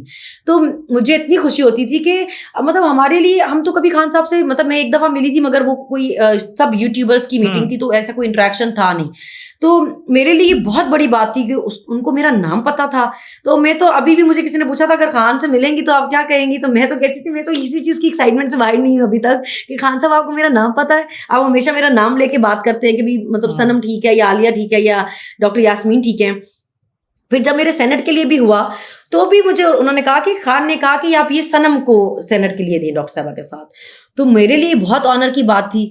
اس کے بعد بھی ابھی جب یہ میرا NA کے لیے بھی تھا تو مجھے رؤف حسن صاحب ملے, اس کے اوپر ہم بات کریں گے تھوڑا سا آگے جا کے. رؤف حسن صاحب جب مجھے ملے تو انہوں نے مجھے کہا کہ خان نے تمہارا نام لے کے کہا ہے کہ اس کو NA کے لیے کہنا ہے, اس کا NA کے لیے کرنا ہے. تو میں نے کہا کہ بس بات ہی ختم ہو جاتی ہے پھر تو. اب جیل میں جس طرح آپ نے بتایا کہ آپ مختلف چکیوں میں رہی ہیں, دن کیسے گزرتا تھا؟ جس طرح ڈاکٹر صاحبہ سے ہماری بات ہوئی تو وہ یہ کہہ رہی تھی کہ انہوں نے کوئی 320 یا 380 کے قریب خواتین کے چیک اپ کیے, ان کے الٹرا ساؤنڈ اور سارا. تو آپ کا دن کیسے گزرتا تھا؟ جیسے عتیق جو ہیں وہ بتاتے ہیں وہ پڑھاتے تھے, بزنس کے بارے میں بتاتے تھے, کامرس کے حوالے سے جو ہے وہ کیریئر کاؤنسلنگ کرتے تھے. تو آپ کو کیا خواتین تک کچھ عرصے کے بعد ایکسیس ملی اور کس طرح آپ نے وہ ڈاکٹر صاحبہ صرف پیشنٹس چیک نہیں کرتی تھیں, وہ بکس بھی بہت پڑھتی تھیں, وہ بہت بکس پڑھتی ہیں, اور وہ سارا دن پوری جیل میں میڈیسنس بانٹتی رہتی تھیں. اور وہ پھر کوئی بھی ان کے پاس میڈیسن لینے آتا تھا, وہ کہتی تھی سنم جاؤ یہ دوائی نکال کے لا کے دے دو. تو میں ان کو کہتی تھی ڈاکٹر صاحب میں تو آپ کی سیکٹری ہو گئی ہوں ابھی. تو وہ کہتی تھی ہاں تم میری ڈسپینسر ہو. تو اب وہ ہم اس طرح کرتے تھے کہ ہم کیونکہ باقی سب تو آپس میں گپ شپ بھی کر لیتے تھے نا, ہم خواتین جو ساری اکٹھی تھیں. پھر لاہور میں آسانی اس لیے تھی کیونکہ کیبل تھی, وہاں پہ چینلز آ جاتے تھے, ہم کوئی ٹاک شوز دیکھ لیتے تھے. اور جیل میں تو ہم نے وہ ڈرامے دیکھ چھوڑے جو ہم نے زندگی میں نہیں دیکھے تھے. جب میں باہر تھی میں نے کبھی کوئی ڈرامہ نہیں دیکھا تھا, پر جیل میں مطلب ہمارے پاس آپشن ہی نہیں تھے. کون سے ڈرامے کا سب سے زیادہ انتظار رہتا تھا؟ ہم نے دیکھا وہ ایک خی ڈرامہ لگتا تھا جیو پہ, ہم وہ بڑے شوق سے دیکھتے تھے. پھر حمزہ علی عباسی کا تھا جانے جہان, ہم وہ بڑے شوق سے دیکھتے ہوتے تھے. تو کچھ ڈرامے تھے جو ہم بس ٹائم پاس کے لیے دیکھ لیتے تھے, کچھ اور کرنے کو نہیں ہے, کچھ ہم بڑے شوق سے ویٹ کر کے دیکھتے ہوتے تھے. تو وہ ایک دو ڈرامے تھے اس طرح کے یہ والے. باقی اس کے علاوہ جو جیل کی خواتین تھی نا باقی دوسری, وہ ہماری بہت رسپیکٹ کرتی تھی سب کی سب. وہ ان کو ایسے لگتا ہوتا تھا یہ پتہ نہیں کون, اور یہ یہاں پہ کس طرح آ گئی ہیں, غلطی سے آ گئی ہیں شاید. تو ان کو لگتا تھا یہ کوئی اور ہی ہے. تو وہ اس لیے وہ ہمارا بہت احترام کرتی تھی, وہ ہم سے بہت اچھے طریقے سے رہتی تھیں. ایون جو فیمیل سارا اسٹاف جیل کا بھی تھا وہ بھی ہم سے بہت اچھے طریقے سے رہا ہے. شروع میں ہم پہ سختیاں ضرور ہوئی ہیں, لیکن وہ ان کو ہوتا تھا کہ یہ ہمیں جو کہا گیا ہم وہ کر رہے ہیں, ہمیں جیسا بولا جائے گا رکھنے کے لیے ہماری مجبوری ہم ویسے رکھیں گے. لیکن پھر جیسے جیسے ٹائم گزرتا گیا تو لڑکوں والی سائڈ تو جو سختیاں رہیں, لیکن ہماری طرف تھوڑی نرمی ہو گئی تھی. پھر ہمیں کم از کم انہوں نے ایسے ٹریٹ کرنا شروع کر دیا تھا جیسے وہ باقی پرزنرز کو کرتے تھے. کم از کم ہمارے ساتھ ویسا سلوک ہونا شروع ہو گیا تھا. پھر ان سے ہماری دوستیاں بھی بہت ہو گئی تھیں کیونکہ ہم وہاں رہے اتنا ٹائم. تو لاہور جیل میں ہماری بہت دوستیاں تھیں, چاہے وہ اسٹاف ہو یا چاہے باقی پرزنر ہو. تو وہاں ہمارا ٹائم پھر بھی گزر جاتا تھا. جب میں اور عالیہ ہم ادھر سے باہر نکلے نا, ہماری اصل خواری تب شروع ہوئی. گجرانوالہ میں ایک تو انہوں نے ہمیں رکھا بھی الگ الگ سیل میں, سرگودا میں بھی انہوں نے ہمیں رکھا الگ الگ سیل میں. پھر وہاں پہ ٹی وی چینل میں بھی کیبل کا صرف ایک نیوز چینل آتا ہوتا تھا. اب ہم کو نیوز چینل دیکھنے ہوتے تھے. وہ آپ سوچیں کہ کوئی ٹاک شو نہیں آتا تھا, کچھ بھی نہیں, ایک چینل ہوتا تھا صرف. نہ کوئی خبر پتہ چلتی تھی, نہ کوئی باہر آپ کا رابطہ ہو پاتا تھا. مطلب گجرانوالہ میں تو اس طرح کرتے تھے کہ اگر ہم نے کورٹ ہیئرنگ کے لیے جانا تھا تو وہ فیملی کو بھی نہیں آنے دیتے تھے. وہ تو انہوں نے تو اتنا خوار کیا. تو وہاں ہمیں زیادہ مسئلے ہوئے کیونکہ وہ بالکل مشکل تھا وہ ٹائم گزرنا وہاں پہ. 6 بجے آپ بند ہو جاؤ, 6 بجے کھلو. گجرانوالہ کے ایس ایچ او یا وہاں کے جو تھے انچارج, وہ کہتے تھے کہ میں صنم کو توڑ کے دکھاؤں گا. تو یہ آپ کو پتا چلا تھا؟ نہیں, وہ صنم کا نہیں کہتے تھے, وہ صنم عالیہ دونوں کو کہتے تھے. وہ کہتے تھے کہ جو یہ کوئی بھی نہیں کر سکا وہ ہم کریں گے, ہم ان کو فکس کر کے دکھائیں گے. تو اس کے بعد پھر وہ ہماری منتیں کرتے ہوتے تھے کہ جب آپ آئیں کورٹ میں تو پلیز نعرے نہ مارا کریں, کہ آپ نعرے مارتی ہیں تو اس کی وجہ سے لڑکے بھی جو بندے آتے ہیں وہ بھی نعرے مارنے لگے. ہم نے ایسا فکس کیا ان کو, پھر وہ ہماری منتیں کیا کرتے تھے. یہ کس نے آپ سے درخواست کیا؟ ہاں جی, وہ چھوڑیں کس نے درخواست کی, مگر وہ کہتے تھے پلیز آپ نعرے نہ لگایا کریں. آپ نعرے لگاتی ہیں تو پھر لڑکے بھی نعرے لگانے لگ جاتے ہیں. اب وہ بھی آتے ہیں ہر پیج پہ نعرے لگاتے ہیں. آپ کو دیکھ کے انہوں نے بھی ایسے کرنا شروع کر دیا ہے. پھر بات وہی آ جاتی ہے کہ جب آپ کسی کو بہت دبانے کی کوشش کرتے ہیں نا, تو پھر ایک ٹائم تک بندہ برداشت کرتا ہے, پھر ہر بندہ ریزسٹ کرتا ہے. یہ نعرے جیل کے اندر بھی لگتے تھے خواتین جیسے ہم نہیں, جیل کے اندر تو جب ایسے خواتین کے ساتھ ان کو پولیٹکلی, ان کو بالکل پالیٹکس میں کوئی انٹرسٹ نہیں ہوتا جو باقی پرزنر ہوتی ہیں. جب ہم جیسے آتے جاتے تھے نا, تو ہم پرزن لائن میں سے بھی بولتے جاتے تھے. ہم کورٹ میں بھی جاتے تھے تو ہم بولتے رہتے تھے, ہم چپ تو کرتے نہیں تھے کسی ٹائم بھی. تو ان بیچاروں نے کیا فکس کرنا تھا ہمیں, وہ تو بیچارے اسی کوشش میں رہتے تھے کہ کس طرح تھوڑی دیر کے لیے ان کا منہ بند ہو جائے. تو وہ کوشش ان بیچاروں نے بہت کی. وہ زیادہ میکسیمم یہ کر سکتے تھے کہ ہمیں 6-8 گھنٹے پرزن وین میں رکھ لیں, وہ اتنا ہی کر سکتے تھے. بدتمیزی کرتے تھے. وہاں پہ بھی جو ایس پی اور ڈی ایس پی رینک کے لوگ تھے نا گجرانوالہ میں بھی, وہ کافی تمیزدار تھے. انہوں نے جب وہ خود انویسٹیگیشن کے لیے ہم سے آئے تو وہ کافی ڈیسنٹ تھے. یہ جتنے جونیئرس تھے نا یہ سارے, وہ بہت ہی بیچارے اوور سے تھے, چھچورے سے, ایسے تھوڑے میں زیادہ ڈلا ہوتا ہے نا جیسے, اس طرح والا حساب تھا ان کا. انتہائی بدتمیز لوگ. تو اگر وہ ایک دو سینئر آفیسر مجھے نہ ملتے تو میں کہتی کہ ساری ہی پولیس بہت گھٹیا تھی گجرانوالہ کی. لیکن کچھ تھے, ایک ایس ایچ او بھی بلکہ ہمیں ملے کورٹ میں, انہوں نے مجھے کہا کہ میرا ویسے کوئی ہے نہیں پی ٹی آئی سے, لیکن آپ لوگوں کی ہمت و سلام ہے. تو کچھ بہتر لوگ بھی ملے. لیکن جو سب سے بہترین پولیس تھی وہ میں نے پہلے بھی انٹرویوز میں کہا, وہ میاں والی کی پولیس تھی. مطلب وہ لوگ جب کہتے ہیں نا کہ جی ہم اپنی خواتین کا بہت احترام کرتے ہیں, تو پھر وہ یہ نہیں کہتے کہ ہم اپنے گھر کی عورتوں کا صرف بہت احترام کرتے ہیں, پھر وہ اوور آل ہر خاتون کا ہی بہت احترام کرتے ہیں. جب وہ ہم سے انویسٹیگیشن کرنے بھی آتے تھے تو وہ پہلے ہم سے معافی مانگتے تھے کہ ہمیں پتہ ہے زیادتی ہو رہی ہے, ہمیں پتہ ہے غلط ہو رہا ہے, اب ہماری مائیں بہنیں بیٹیاں ہمارے گھر میں بھی ہیں, مگر ہم مجبور ہیں اپنی نوکری کی وجہ سے. تو ایٹ لیسٹ ہم ان کو اتنا کریڈٹ دے سکتے ہیں کہ ان میں اتنی غیرت شرم تھی کہ وہ اپنی غلطی مانتے تھے, وہ ہمیں آنر کرتے تھے. آپ سوچیں, میں آپ کو میاں والی کی پولیس کا قصہ بتاؤں کہ ہم یہاں آتے تھے لاہور, ہمارا یہ جو PF ایسے ہوتا تھا ٹیسٹ وغیرہ کرنے کے لیے آتے تھے. تو میری فیملی کو پتا تھا کہ میں آپ کو فرق بتاتی ہوں دونوں پولیس میں. میری فیملی کو پتا تھا کہ ہم نے آنا ہے, ہمارے جو بھی یہ جو آڈیو ٹیسٹ وغیرہ جو کرتے تھے. تو میری امی کو انہوں نے کہا کہ آپ, میری امی اور میرے بھائی آئے ہوئے تھے, تو انہوں نے میری امی کو کہا کہ آپ, یہ ہمیں کافی ٹائم لگے گا یہاں پہ, تو اس کے بچے نہیں لے کے آئے آپ ملوانے کے لیے. تو میری امی نے کہا ہم بچے لا سکتے ہیں, تو کیونکہ لاہور والے تو ملنے نہیں دیتے تھے, تنگ کرتے تھے. انہوں نے کہا کہ ماں کو بچوں سے نہیں ملوانا آپ نے. تو میری امی اور بھائی فوراً گئے, محمد کو اسکول سے ہاف ڈے کروایا اور محمد کو لے کر آئے. تو اس نے کہا کہ اس کی تو بیٹی بھی ہے, بیٹی کہاں ہے؟ تو انہوں نے کہا کہ وہ ہمیں نہ لگا کہ ٹائم کم نہ ہو, تو ہم صرف محمد کو لے آئے ہیں کہ یہ نہ ہو کہ یہ بھی اپنی ماں سے نہ مل سکے. انہوں نے کہا میں نے آپ کو کہا ٹائم زیادہ لگے گا. یہ کیا بات ہوئی کہ بیٹی اور ماں سے نہ مل کے, جب ماں کا دل کتنا اداس ہوگا, آپ کسی کو سے کہہ کے بیٹی منگوا لیں. اور پھر انہوں نے میری بیٹی کو بھی بلوایا, اور مطلب وہ اتنے تمیزدار شاندار لوگ تھے. مطلب میں کہتی ہوں, مطلب یہ بہت ہے کہ اگر ہم 4 گھنٹے بیٹھ کے ویٹ کر رہے ہیں, اس میں میری فیملی اگر میرے ساتھ بیٹھ جائے گی یا میرے بچے میرے ساتھ بیٹھ جائیں گے, تو اس میں آپ کا کیا جائے گا. اور گجرانوالہ والوں کا یہ حال تھا کہ میری امی سامنے کھڑی تھی, 6 گھنٹے سامنے کھڑی رہی, اور وہ پریزن وین کے گیٹ تک نہیں ان کو آنے دے رہے تھے کہ وہ سلام کر سکیں. وہ جو کھانا پینا وہ لے کے آئی تھی, آپ اس قابل نہیں تھے کہ آپ کسی کو ایک ٹائم کا کھانا دے سکیں. ان کو کہا کہ جی یہ پانی اور ہمیں دے دیں, یہ چیزیں ہم پہنچا دیتے. اور نکلتے ہوئے ان کو کہا کہ چلو اب گھر جاؤ, تمہاری آج اتنی خواری کرانی تھی. یہ زمین آسمان کا فرق تھا دونوں پولیس میں. مطلب میاں والی پولیس میں کہتی ہوں سلوٹ ہے ان کو, چاہے لڑکیاں چاہے لڑکے, تمیزدار ترین غیرت مند ترین لوگ. اور گجرانوالہ والی پولیس اتنی گھٹیا. اس سارے عرصے کے دوران کتنے مرتبہ آپ کو ڈیل کی آفر ہوئی, اور ڈیل کس سٹیج پر تھی بھائی, کس سطح پر کی آفر ہوتی تھی؟ کوئی عام پولیس والا یا کوئی ادارے والا؟ یہ کب, اس کے بارے میں تھوڑا سا بتائیں. اور ڈیل میں آپ سے کیا مطالبہ کیا جاتا تھا؟ اچھا, ایک دن میں اور ڈاکٹر صاحبہ بیٹھے ہوئے تھے, میں ڈاکٹر یاسمین. تو ڈاکٹر صاحبہ کہنے لگی صنم یار تمہاری اور میری کوئی عزت نہیں ہے. میں نے کہا ڈاکٹر صاحبہ کیا مطلب, ہماری عزت کیوں نہیں ہے؟ کہنے لگی یار تمہیں اور مجھے کوئی آفر ہی نہیں کیا تھا یار, تو یہ ہمارے پاس ڈائریکٹ کیوں نہیں آتے, ہمارے لیے ادھر ادھر کیوں پیغام بھیجتے ہیں, کبھی گھر والوں کے پاس, کبھی کدھر, کبھی کسی دوست کو کہتے ہیں, کبھی کدھر جاتے ہیں, یہ ہمارے پاس ڈائریکٹ کیوں نہیں آتے. میں نے کہا ڈاکٹر صاحب آپ کیا بات کریے کہ ہماری عزت نہیں ہے, آپ سوچیں ہماری دہشت کتنی ہے کہ مطلب ان کی اتنی جرت نہیں ہوتی کہ ہمیں ڈائریکٹ آ کے کوئی بات کر سکیں. ان کی اتنی جرت نہیں تھی کہ ہمیں ڈائریکٹ آ کے کہہ سکیں کہ آپ نے یہ کرنا ہے, یہ کرنا ہے, یہ کر دیں تو اس طرح کر دیں گے. یہ ادھر ادھر تھرو میسیجز بھیجتے تھے. آپ نے پہلے سن بھی لیا ہوگا, ایک جج صاحب بھی ایک دفعہ آئے, ایک انٹرویو میں بتا بھی دیا تھا. پھر ہمارے دوستوں سے بھی کچھ کانٹیکٹ ہوئے کہ جی آپ کی بڑی اچھی دوستی ہیں, کچھ جرنلسٹ جو ہوا کہ جی آپ جائیں اور آپ کہیں. پھر ہمارے گھر والوں کو بھی میسج آتے رہتے تھے کہ جی, اور میسیجز ہر دفعہ ڈفرینٹ ہوتے تھے نا, کہ کبھی ان کو کہیں کہ جی منہ بند کر لیں تھوڑی دیر کے لیے. میں لیٹر لکھتی رہتی تھی, تو جی ان کو کہیں لیٹر لکھنا چھوڑ دیں. باہر آتی ہیں ان کو بولیں تصویر نہ اتروائیں, انٹرویو نہ دیکھ کے جائیں, نعرے نہ مار کے جائیں. پھر جب الیکشن آئے تو ان کی ڈیمانڈ تھی کہ جی جن کے نام لسٹ میں جائیں گے نا ان کو ہم نے نہیں چھوڑنا. تو خواتین تو بیچاری اتنا ڈری کہ وہ ریزرو سیٹ والی لسٹ میں بھی ڈاکٹر صاحب کو نام دینے کے لیے تیار نہیں تھی. اچھا, ہاں ڈاکٹر صاحب سے پوچھے گا آپ, وہ ڈاکٹر صاحب پیچھے پیچھے ہوتی تھی کہ نام بتاؤ لسٹ میں, وہ کہتی تھی نہیں.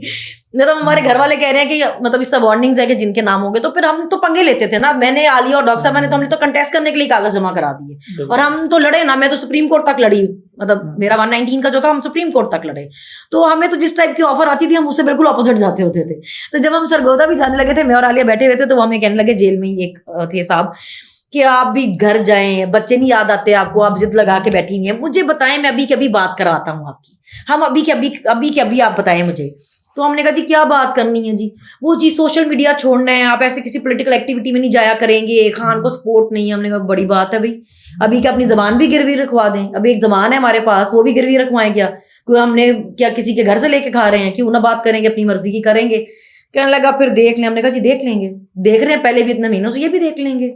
آپ ہمیں انہوں نے رات 11 بجے آئے کہ آپ اپنا سامان باندھیں, آپ کو سرگودی لے کے جانا ہے. ہم نے کہا یہ کون سا ٹائم ہے, مطلب 11 بجے کس کے آرڈر پہ ہم رات میں 11 بجے نکل رہے ہیں, ہم خواتین ہیں رات کے ٹائم پہ, آپ کیسے ہم ایک جگہ سے دوسری جگہ ٹرانسفر کر سکتے ہیں, کس کے آرڈر پہ؟ وہ جی آپ چلیں بس آپ چلیں, وہ آپ کو بتاتے ہیں, اور یہ وہ کر کے بتاتے تو کبھی کچھ تھے نہیں. تو ہم خیر نکلے وہاں پہ. تو جانے سے پہلے انہوں نے کہا ہم نے تصویر لینی ہے آپ کی ایک نا. تو ہم نے کہا ٹھیک ہے. میں نے تو اپنا پلو بھی گھر پکڑا ہوا تھا, تو عالیہ اور میں تھے, اور اسی طرح جس طرح رات میں 6 بجے جیل بند ہو جاتی ہے, 11 بجے تو آپ سو گئے ہوتے, جیل میں تو ہماری روٹین یہ تھی, ہم میکسیمم 9 بجے سو جاتے تھے. تو اب جب وہ ہماری پکچر کھینچنے لگے, تو عالیہ بھی پورا, عالیہ کے اسمائل پوری تھی اور میری بھی پوری اسمائل ایسی تھی. تو جب ہم آگے سرگودا گئے تو انہوں نے وہاں پہ ہمیں پکچر دکھائی ہماری, انہوں نے کہا کہ آپ کی پکچر آئی ہے اور یہ سارے گروپ میں گئی ہے, اور اس پکچر کو دیکھ کے ہم اتنا ہنسے کہ جب آپ کبھی باہر جائیں گی نا تو یہ پکچر آپ کو گفٹ کروں گا. کہ جو اپنی طرف سے انہوں نے ایک مینٹلی آپ کو ایک ڈرانے کی کوشش کی کہ آدھی رات کو عورتوں کو یہاں سے وہاں شفٹ کیا جا رہا ہے تو ڈر جائیں گی, لیکن یہ جو اسمائل تھی نا آپ لوگوں کے چہروں پہ, یقین مانے یہ دیکھ کے ہم اتنا ہنسے کہ بھائی ان کو آپ کچھ نہیں کر سکتے, ان کا آپ کچھ نہیں کر سکتے, یہ نہیں باز آنے لگی. تو وہ پکچر پھر آپ کو گفٹ ملی؟ میں ان کو یاد کراتی ہوں جنہوں نے بولا تھا گفٹ دیں گے, کہ ابھی آپ نے گفٹ کرنی تھی وہ میں ابھی تک نہیں ملی. ابھی تک گفٹ نہیں کی انہوں نے, ابھی تک میری بات ہوئی بھی نہیں, مگر وہ یہ کہ اب ان کو کرنی چاہیے گفٹ. اگر آپ سن رہے ہیں تو آپ کو یہ گفٹ کرنی چاہیے, بنتا ہے اب ہمیں گفٹ تصویر کا کیا کریں گی, وہ اپنے پاس سنبھال کے رکھنی چاہیے تھی, آپ کو ہم نے گفٹ کرنے کا وعدہ کیا تھا. اچھا صنم, جیل میں آپ رہیں اور ڈاکٹر صاحبہ جو ہیں وہ آپ کا بڑا ذکر کرتی ہیں, جب بھی وہ کب بات کرتی ہیں تو کہتی ہیں کہ 2 خواتین جو ہیں وہ مجھے سب سے زیادہ جو ہیں وہ پسند ہیں, جن میں آپ کا نام ہے اور عالیہ کا, اور اس کی وجہ بھی وہ بتاتی ہیں کہ بڑی پر اعتماد رہی. آپ کا ڈاکٹر صاحبہ کے ساتھ جو رشتہ ہے وہ کیسا ہے؟ ہم نے دیکھا کہ آپ تھوڑا سا ایموشنل ہو جاتی ہیں جب ان سے ملتی ہیں.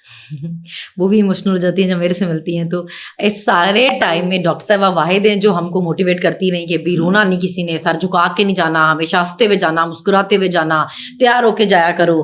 تو ایک دن عتیق جا کے ان کو بتانے لگے کہ ڈاکٹر صاحبہ مطلب لوگ نا لپسٹک تے بھی گلاں کر رہے ہیں.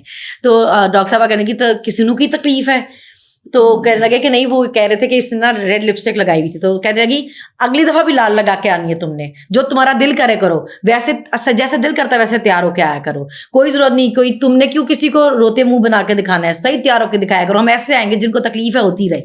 تو وہ ہر چیز میں سپورٹ کرتی تھی مجھے جب کوئی ملتا تھا وہ کہتا تھا ڈاکٹر صاحب تو بڑی سخت ہیں, تو میں کہتی تھی اچھا, مطلب میرے ساتھ تو ایسی بالکل نہیں ہے, مطلب مجھے تو وہ ہر چیز میں گائیڈ کرتی تھیں.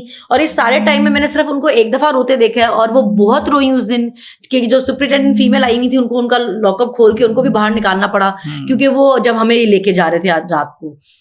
اور انہوں نے مجھے کہا کہ میں نے تمہیں کہا تھا کہ اپنی ضمانتیں کرواؤ, میں نے تمہیں کہا تھا ڈرنا مت اور جیل میں مت بیٹھنا, ان کو مقابلہ کرنا ان کا, تو یہ میری وجہ سے تمہیں لے کے جا رہے ہیں.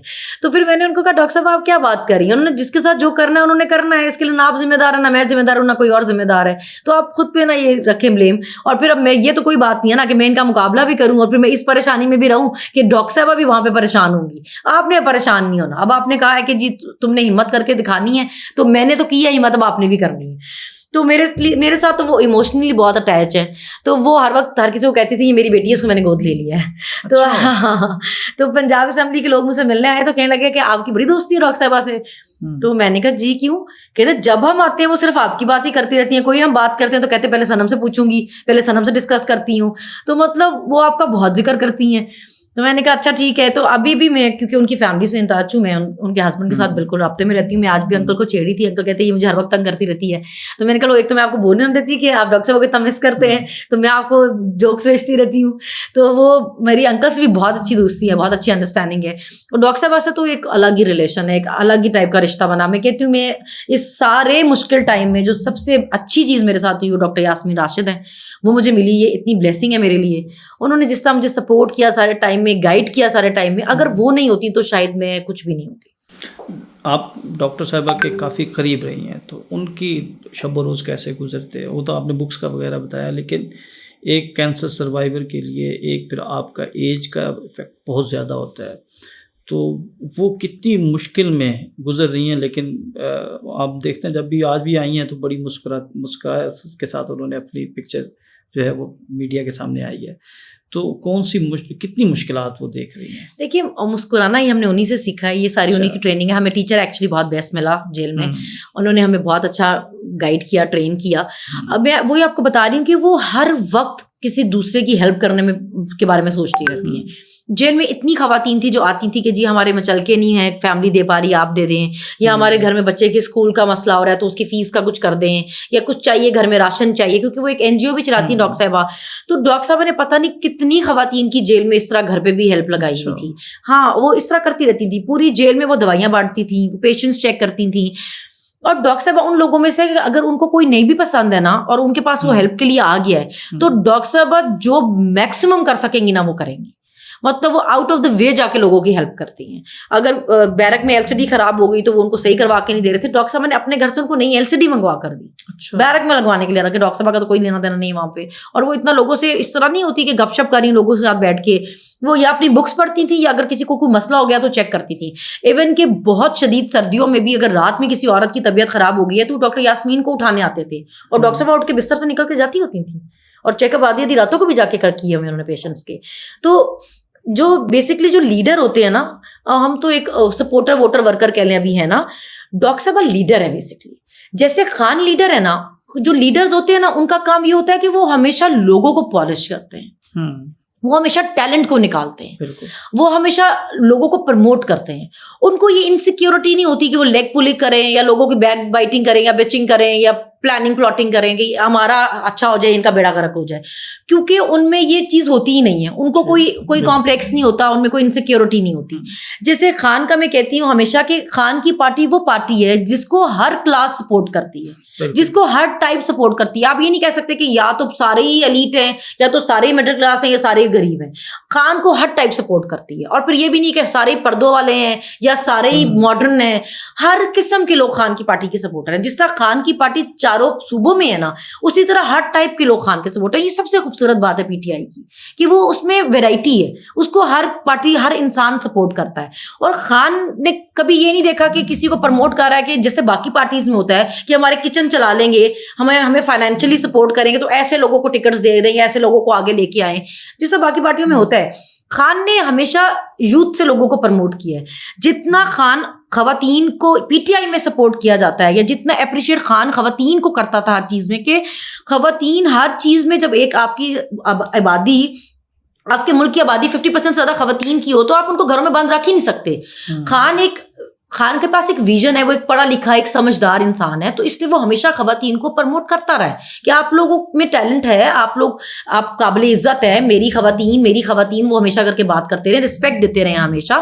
اسی لیے آپ دیکھیں کہ ان پہ یا ان کی فیملی پہ یا ان پہ پرسنل جتنے بھی کبھی اٹیک ہوئے ہوں, وہ کبھی کسی کی فیمیل پہ انہوں نے کبھی کسی کی کریکٹر اسیسنیشن نہیں کی, کبھی کوئی اس طرح کی نہیں کہیں کہ آپ کوئی پوری ایک چیز چلائی کہ آپ کہیں گے جی اپنی پارٹی کو کھلا چھوڑا ہو کہ جاؤ جا کے ٹارگٹ کرو.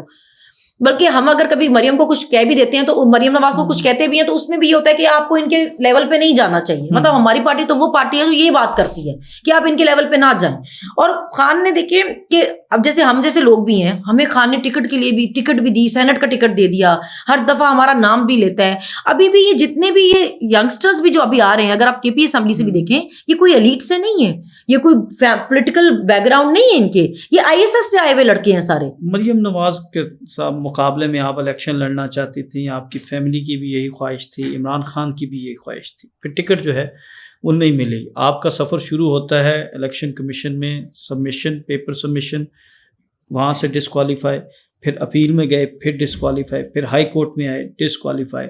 یہ معاملہ سپریم کورٹ تک جاتا ہے, اور جب وہاں پہ کوالیفائی کر گئے تو آپ کو ٹکٹ نہیں ملی. وہ کیسا لگا آپ کو, پارٹی کا وہ ڈیسیژن کیسا لگا؟ آپ کی خواہش تھی, سب کی خواہش تھی, بڑے بڑے ہم نے پولز دیکھے کروائے گئے لوگوں کی طرف سے کہ صنم کو مریم نواز کے مقابلے میں آنا چاہیے. ایکچولی وہ کیا ہوا وہ ہمیں بھی نہیں پتا, کروا رہا تھا وہ کیا ہوا وہ مجھے بھی نہیں پتا. بس ہر دفعہ اس طرح ہوتا تھا کہ پاپا جب آ کے کہتے تھے کہ بھائی تمہاری یہ والی ضمانت لگی ہوئی ہے, تو میں ان کو کہتی تھی پاپا یہ سب چھوڑیں, مجھے بتائیں کہ 119 کے پیپرز کا کیا بنا ہے. وہ آگے تھے وہ یہاں سے بھی ریجیکٹ ہو گیا, ابھی ہم آگے جا رہے ہیں. تو ان کی پوری پنجاب گورنمنٹ کی پوری ٹیم آئی ہوتی تھی, الیکشن کمیشن کی پوری ٹیم آئی ہوتی تھی میرے پیپر ریجیکٹ کروانے کے لیے. تو بلکہ جب سپریم کورٹ میں گئے تھے تو جو وہاں کے جسٹس صاحب میرا کیس سن رہے تھے, انہوں نے ان کے ریمارکس سے یہ کہ اس خاتون کے کاغذوں میں ایسی کیا بات ہے کہ آپ اس کا پیچھا کرتے کرتے سپریم کورٹ تک آ گئے ہیں. آخر ان سے آپ کو اتنا کیا مسئلہ ہے کہ آپ اتنے ڈیسپریٹلی ان کے پیپر ریجیکٹ کرانا چاہتے ہیں؟ اس خاتون کے کاغذوں پہ آپ نے خوردبین کیوں لگائی ہوئی ہے؟ آخر اس سے آپ لوگوں کو کیا مسئلہ, آپ اس کے ساتھ اتنے پرسنل کیوں ہوئے ہوئے ہیں؟ تو میرے ساتھ تو یہ اتنے پرسنل ہوئے تھے. اور پھر وہ میرے پیپر ایکسیپٹ ہوئے صرف 8 دن پہلے, تو اس بیچ میں ٹکٹ کسی اور کو اناؤنس ہو گئی ہوئی تھی, جی شہداد فاروق کو, رائٹ. تو میرے بچے اور امی ان کی کیمپین بھی کرتے رہے, ان کے ساتھ جاتے بھی رہے, اور میرا بیٹے بھی بلکہ ان کے گیا ریلی پہ نعرے شارے لگا رہا تھا, ڈور ٹو ڈور بھی گئے ان کے لیے. تو وہ وقت ایسا تھا کہ ہم ٹکٹ پہ لڑائی ڈال نہیں سکتے تھے. ہم نے اپنی طرف سے پوری فائٹ کی تھی اور ہم نے اپنا میرے پیپر اپروو بھی ہوئے پھر سپریم کورٹ سے. اب کس نے ٹکٹ دی کس نے نہیں دی یہ تو دیکھیں وہ مسئلے ہیں جن کے بارے میں مجھے فی الحال تو کچھ نہیں پتا. بہرحال جب خان صاحب آئیں گے تو تب دیکھا جائے گا. لیکن اس کے بعد انہوں نے مجھے سینٹ کے لیے نامینیٹ کر دیا, یہ میرے لیے بہت بڑی بات تھی. اور اس کے علاوہ بھی ابھی بھی مجھے بتایا میسج ملا کہ خان کہتا ہے کہ اس کو کہنا کہ میں بہت اپریشیٹ کرتا ہوں اس کو نا, اس کی بہادری کو بہت اپریشیٹ کرتا ہوں. تو میرے لیے یہ بہت ہے, یہ میرے لیے یہ بہت سے بھی بہت زیادہ ہے کہ اس کو صرف میرا نام نہیں پتا, وہ اپریشیٹ کرتا ہے. جب بھی بات ہوتی تھی تو یہ بات کہی جاتی تھی, پولیس بھی جب پیغامات دیے جاتے تھے کہ آپ کے حوالے سے مریم نواز بہت زیادہ جو ہیں وہ کین ہیں, ان کی طرف سے احکامات آتے ہیں, یہ اس طرح کی ہم نے باتیں سنی. اس میں کوئی صداقت ہے؟ کون سا ایسا پوائنٹ ہے, آپ کرتی رہی ہیں ان کی تنقید بہت کی ہے, تو جہاں سے آپ سمجھتی ہیں کہ مریم نواز جو ہیں وہ آپ کو اپنا دیکھیے جو پولیس ہمیں ملتی تھی نا وہ ہمیں یہی کہتی تھی کہ آپ کی فرمائشی گرفتاریاں ہو رہی ہیں, کیونکہ پولیس کے پاس کچھ بھی نہیں ہوتا تھا نا. ابھی آپ سوچیں کہ ایک ہی ویڈیو انہوں نے میرے پہ 13 مقدموں میں لگائی ہوئی ہے, ایک ہی ویڈیو. چیف جسٹس نے ہمارا پورا الیکشن اڑا دیا, ہمارا بیٹ لے لیا, ہماری پوری پارٹی اڑا دی, لیکن اس نے ویڈیو ایویڈنس نہیں مانا. اس نے کہا کہ جی یہ ایویڈنس میں نہیں مانتا کہ آپ نے الیکشن کرائے تھے, جائیں جی ڈاکیومنٹس لے کے آئیں. تو ہمارے 13 مقدمے دہشت گردی کے ہو گئے. میں 14 مہینے سے زیادہ جیل رہ کے آ گئی ہوں, اور وہ 13 مقدمے ایک ویڈیو پہ ہوئے ہیں. ایک ویڈیو, ایک ایویڈنس دوسری دفعہ یوز بھی نہیں ہو سکتا, وہ 13 مقدموں میں یوز ہوا ہے اور کوئی پوچھنے والا نہیں ہے. اور وہ ویڈیو بھی کیا ہے کہ جی دیکھیں جی یہ لوگوں کو انسٹیگیٹ کر کے کہہ رہی ہے کہ یہ ہمارے ٹیکس کے پیسوں پہ تنخواہیں کھاتے ہیں, ہمارے ٹیکس کے پیسوں سے انہوں نے یہ سارا سامان خریدا ہے, یہ شیل ویل خریدتے ہیں, اور پھر دشمنوں کو نہیں مارتے ہمیں ہی مارنے آ جاتے. یہ ویڈیو وہ کورٹ میں چلا کے اور پھر اس پہ لینگویج پہ آ رہے تھے کہ دیکھیں جی زبان دیکھیں, تو آپ اپنا سلوک دیکھیں, آپ اپنی حرکتیں دیکھیں, آپ اپنا رویہ دیکھیں, آپ اپنے کام دیکھیں, کرتوت دیکھیں, آپ ہماری زبان دیکھیں, اپنا سارا کچھ نہ دیکھیں. تو ایسے حالاتوں میں آپ سے کس زبان میں بات کرنی تھی؟ اسلحہ لے کے تو نہیں پھر رہے تھے, زبان ہی تھی. تو ہمیں جب وہ پکڑتے تھے, جب بار بار گرفتاریاں ہوتی تھی, وہ کہتے تھے کہ مریم بی بی کی خواہش پہ ہو رہی ہیں, ان کی فرمائش پہ ہو رہی ہیں. ان کو بہت مسئلہ. یہ کون میسج دیتا تھا؟ سب پولیس, جتنی پولیس ہوتی تھی وہ یہ کہتی تھی کہ ہمارے پاس ہے کچھ نہیں, مگر کیا کریں. کوئی یہ نام نہیں لیتا تھا کہ ریاست چاہتی ہے, ادارے چاہتے ہیں, ان کی وجہ سے ہے, یا پھر یہ خاص کیونکہ اس پوائنٹ پر جو ہے وہ بات ساری یہ کہ اگر ان کی سپورٹ نہ ہوتی تو وہ ان کی کیا حیثیت ہے کہ وہ یہ کروا سکتی تھی. ایک ایسی خاتون جو خود یہ مان چکی ہیں کہ جی مجھے پتا ہے کہ کیسے حکومت میں آیا جاتا ہے, کیسے ہاتھ جوڑے جاتے ہیں, سر کو جھکایا جاتا ہے, سیلف رسپیکٹ کو مارا جاتا ہے, جو آگ کا دریا پار کرنا پڑتا ہے, جن رستوں پہ چلنا پڑتا ہے, وہ خود مان چکی ہیں, وہ بتا چکی ہیں. فارم 47 پہ بیٹھ کے وہ جس طرح آئی ہیں, جس طرح ان کو لایا گیا ہے, ان کے کیس معافی, ان کے پورے خاندان کے کیس معافی, پھر پاسپورٹ صرف واپس نہیں ہوا, سب کچھ واپس ہوا, تو وہ سب کو پتا ہے وہ کس طرح آئی ہیں نا. تو ان کی تو خود کی اتنی حیثیت نہیں ہے کہ وہ اپنا بچاؤ کر سکیں. اگر آج اگینسٹ جاتی ہے سچویشن, ان کے سارے کیسز دوبارہ کھل جائیں گے, تو وہ تو اپنے آپ کو بچانے کے قابل نہیں ہے. تو اگر مجھے کوئی یہ میسج دیتا بھی رہے کہ جی اس کی فرمائش پہ ہوئی یا اس کی خواہش پہ ہوئی, تو وہ تو اتنی حیثیت ہی نہیں رکھتی نا. اگر سپورٹ نہ ہوتی تو سپورٹ پہ کیا نا انہوں نے, یہ تو مل کے ہی کیا سب نے جو کیا نا. مستقبل میں کیا آپ مریم نواز کے خلاف الیکشن لڑیں گی, یا پھر جو ریزرو سیٹ ہے اس کی طرف جائیں گی, اگر جو پارٹی فیصلہ کرتی ہے, یا آپ کی خواہش کیا ہو سکتی ہے؟ دیکھیں میں تو اس دفعہ بھی الیکشن لڑنا چاہتی تھی, میں تو کنٹیسٹ کرنا چاہتی تھی نا. تو اگر خان صاحب کو لگا کہ میں کنٹیسٹ کر سکتی ہوں, ان کو لگا کہ ان کو مجھے مقابلے پہ کھڑا کرنا ہے, تو ضرور لڑوں گی, کیوں نہیں لڑوں گی. کس کے مقابلے میں؟ مریم کے مقابلے پہ لڑوں گی. اگر انہوں نے کہا کہ نہیں آپ مریم کے مقابلے میں نہ لڑیں, تو پھر کیا آپ الیکشن نہیں لڑیں گی, یا پھر بھی مان لیں گی ٹھیک ہے؟ دیکھیے مجھے ایسا لگتا ہے کہ خان جب جو بھی باتیں کرتا ہے نا, وہ لوگوں کو بڑے دیر سے سمجھ آتی ہیں. مطلب وہ جب وہ کہتا تھا کہ بھائی یہ گلوبل وارمنگ ہے, یہ درخت لگائیں, تو یہ مذاق اڑاتے تھے. ابھی کہتے ہیں جی درخت لگائیں. تو اس کی چیزیں ان کو سمجھ ہی دیر سے آتی ہیں. اس نے اسمارٹ لاک ڈاؤن لگایا, انہوں نے کہا یہ کیا کر دیا, یہ کیا کر دیا. پھر پوری دنیا نے تعریف کی نا کہ کووڈ میں جو پرفارم پاکستان نے کیا, حالانکہ ہم غریب ملک تھے, قرضوں والا ملک تھے, لیکن ہم ڈیفالٹ نہیں ہوئے. اس نے اور بھی جو پالیسیز بنائی, جو صحت کارڈ بنایا, آپ دیکھیں لوگ کتنا شکر گزار ہیں اس کے لیے, کتنے لوگوں کی فیملیز کو اس سے ریلیف ملا. باقی بھی چیزیں, اس کا ویژن بہت ہے, اس کی سمجھ بہت ہے. تو میں اس کو چیلنج نہیں کر سکتی کہ اگر آپ نے میرے لیے کچھ سوچا تو ٹھیک نہیں سوچا. تو اگر ان کو میرے لیے لگے گا کہ نہیں یہ نہیں کر سکتی ہے, یہاں پہ نہیں کرنا چاہیے, تو ٹھیک لگے گا. آپ جتنا عمران خان کو سپورٹ کرتی ہیں, ایک سپورٹر ہوتا ہے جسے ہم کہتے ہیں کہ اندھی سپورٹ, بلائنڈ سپورٹر. آپ بلائنڈ سپورٹر ہیں, یا کل کو کسی عمران خان کی پالیسی کی وجہ سے, یعنی ابھی وہ اینٹی اسٹیبلشمنٹ ہے تو اسٹیبلشمنٹ سے وہ ہاتھ ملا لیتے ہیں, تو کیا آپ ان کے اس عمل کو سپورٹ کریں گی، یا پھر جو ہے وہ ایک بلائنڈ سپورٹر جو لیڈر نے کہہ دیا، جو ہمارا سربراہ ہے اس نے جو بات کر دی شاید اس نے کوئی بہتری میں کی ہو؟ تو دیکھیے بلائنڈ سپورٹر ہم نہیں ہیں. ہم جب خان کو پسند کرتے ہیں یا ہم کہتے ہیں کہ دیکھیے یہ وہ لیڈر ہے جو ہم نے خود چنا ہے، یہ ہمیں ہماری فیملی سے نہیں ملا کہ میرے ابا جی ووٹ دیتے تھے یا میرے دادا جی ووٹ دیتے تھے تو ہم بھی اس لیے دے رہے ہیں، جن کو پتہ ہی کچھ نہیں ہوتا کہ وہ کسی لیڈر کو کیوں ووٹ دے رہے ہیں. ہم نے ایسا نہیں کیا ہوا. ہم نے کیا کیونکہ ہمیں اپنا لیڈر پسند ہے کہ جب وہ دنیا میں باہر جاتا ہے تو اس کی ایک گریس ہے. ہمیں فخر ہوتا ہے کہ یار یہ ہمارا وزیر اعظم ہے. جب وہ اس کی حکومت تھی اسی میں ہمت تھی نا، اس نے ڈرون اٹیک کے لیے منع کیا، اس نے اڈے دینے کے لیے منع کیا، اس نے جا کے یہ ساری اسلامک کنٹریز جو ہے ان کو ایک بلاک بنانے کی کوشش کی یا ان کو اکٹھا کرنے کی کوشش کی. اسی نے اسلاموفوبیا پہ قرارداد منظور کرائی نا. اس نے اس ملک کے لیے اس نے لنگر کھانے لوگوں کے لیے بنائے، غریبوں کے لیے کام کیا نا، پناہ گاہیں بنائی، صحت کارڈ دیا، احساس پروگرام دیا، ڈیمز کے بارے میں آپ کو بتایا، درخت لگائے. اپنی طرف سے تو اس نے ہر چیز اچھی کوشش کی نا. وہ اتنے جو آپ نے اس کو ملک دیا تھا، جن حالاتوں میں دیا تھا، اور کووڈ آ گیا، اس کے باوجود وہ آپ کے گروتھ ریٹ کو آپ کے ملک کی 6% پہ لے گیا. کیا جادو تھا اس کے پاس؟ وہ کیسے لے گیا؟ لے کر گیا، اس نے کام کیا تو لے کر گیا نا. تو ہم اندھے نہیں ہیں، ہم بلائنڈ سپورٹ نہیں کرتے. ہمیں اچھا لگتا ہے کہ ہمارے پاس کوئی ایسا لیڈر ہے جس کو صرف بوٹ چاٹنے نہیں آتے، جس کو صرف یس بولنا نہیں آتا، جو ضرورت پڑے گی تو ہمارے لیے نو بولے گا، جو ہمارے لیے مشکلات کاٹ رہا ہے، جو ہمارے لیے جیل بیٹھا ہے. آپ کو پتہ ہے یہ کتنے فخر کی بات ہے ہمارے لیے، ہمیں چھوڑ کے نہیں گیا. ہمیں سب سے زیادہ میسج تو یہ ملتے تھے کہ اس نے آپ کو چھوڑ کے چلے جانا اور آپ لوگ جیلوں میں رہ جائیں گے اور وہ باہر جا کے عیاشی کرے گا. ہم تو یہی قرض نہیں اتار سکتے کہ اس نے ہمیں شرمندہ نہیں ہونے دیا، وہ ہمیں چھوڑ کے نہیں گیا. چاہے اس پہ جیسے مرضی انہوں نے کیس بنا دیے، گھٹیا ترین کیس بنائے، غلیظ ترین کیس بنائے، اس کی بیوی کو پکڑ لیا، مگر وہ ہمیں چھوڑ کے نہیں گیا. کیا یہ احسان تھوڑا ہے؟ وہ سب کچھ چھوڑتا رہا ہے ہمارے لیے. اس نے ہمیشہ ہمارے لیے سب کچھ چھوڑا ہے. وہ اسی ملک میں رہا، جو اس کا کچھ باہر بھی تھا وہ بیچ کے یہاں لے آئے. اس کی تو کوئی جداد نہیں نکلی نا. بنایا بھی تو شوکت خانم بنایا جہاں لوگوں کا فری علاج ہو رہا ہے، یونیورسٹی بنائی جہاں بچے فری پڑھ رہے ہیں. اس نے کوئی اپنے پینٹ ہاؤسز تو نہیں بنا لیا نا، اپنے کارخانے فیکٹریاں تو نہیں لگا لی نا، کوئی اپنا بزنس شروع تو نہیں کیا نا. کیوں نہ سپورٹ کریں اس کو؟ یہ بلائنڈ ٹرسٹ نہیں ہے، یہ ہماری محبت ہے. جب ہم کہتے ہیں نا کہ جی ہمارا لیڈر اگر کہے گا کہ دے معافی تو دیں گے معافی، اس لیے کیونکہ محبت ہے ہماری. یہ اس نے جب ہمارے لیے اتنا کچھ چھوڑا، اس نے ہمارے لیے اتنا کچھ کیا، تو ہم ان کو معافیاں نہیں دے سکتے. ہم دیں گے اگر وہ کہے گا کہ معافی دو. اگر وہ کہے گا معافی نہیں دینی تو نہیں دیں گے معافی. پھر لڑیں گے، جب تک لڑ سکیں گے تب تک لڑیں گے، جب تک جان ہے تب تک لڑیں گے. اب لوگ آپ کو آئیڈیلائز بھی کرتے ہیں اور آپ کو فالو بھی کرتے ہیں، تو ساتھ ساتھ تنقید بھی کی جاتی ہے، اور تنقید پارٹی کے اندر سے بھی ہوتی ہے، باہر تو ٹھیک ہے.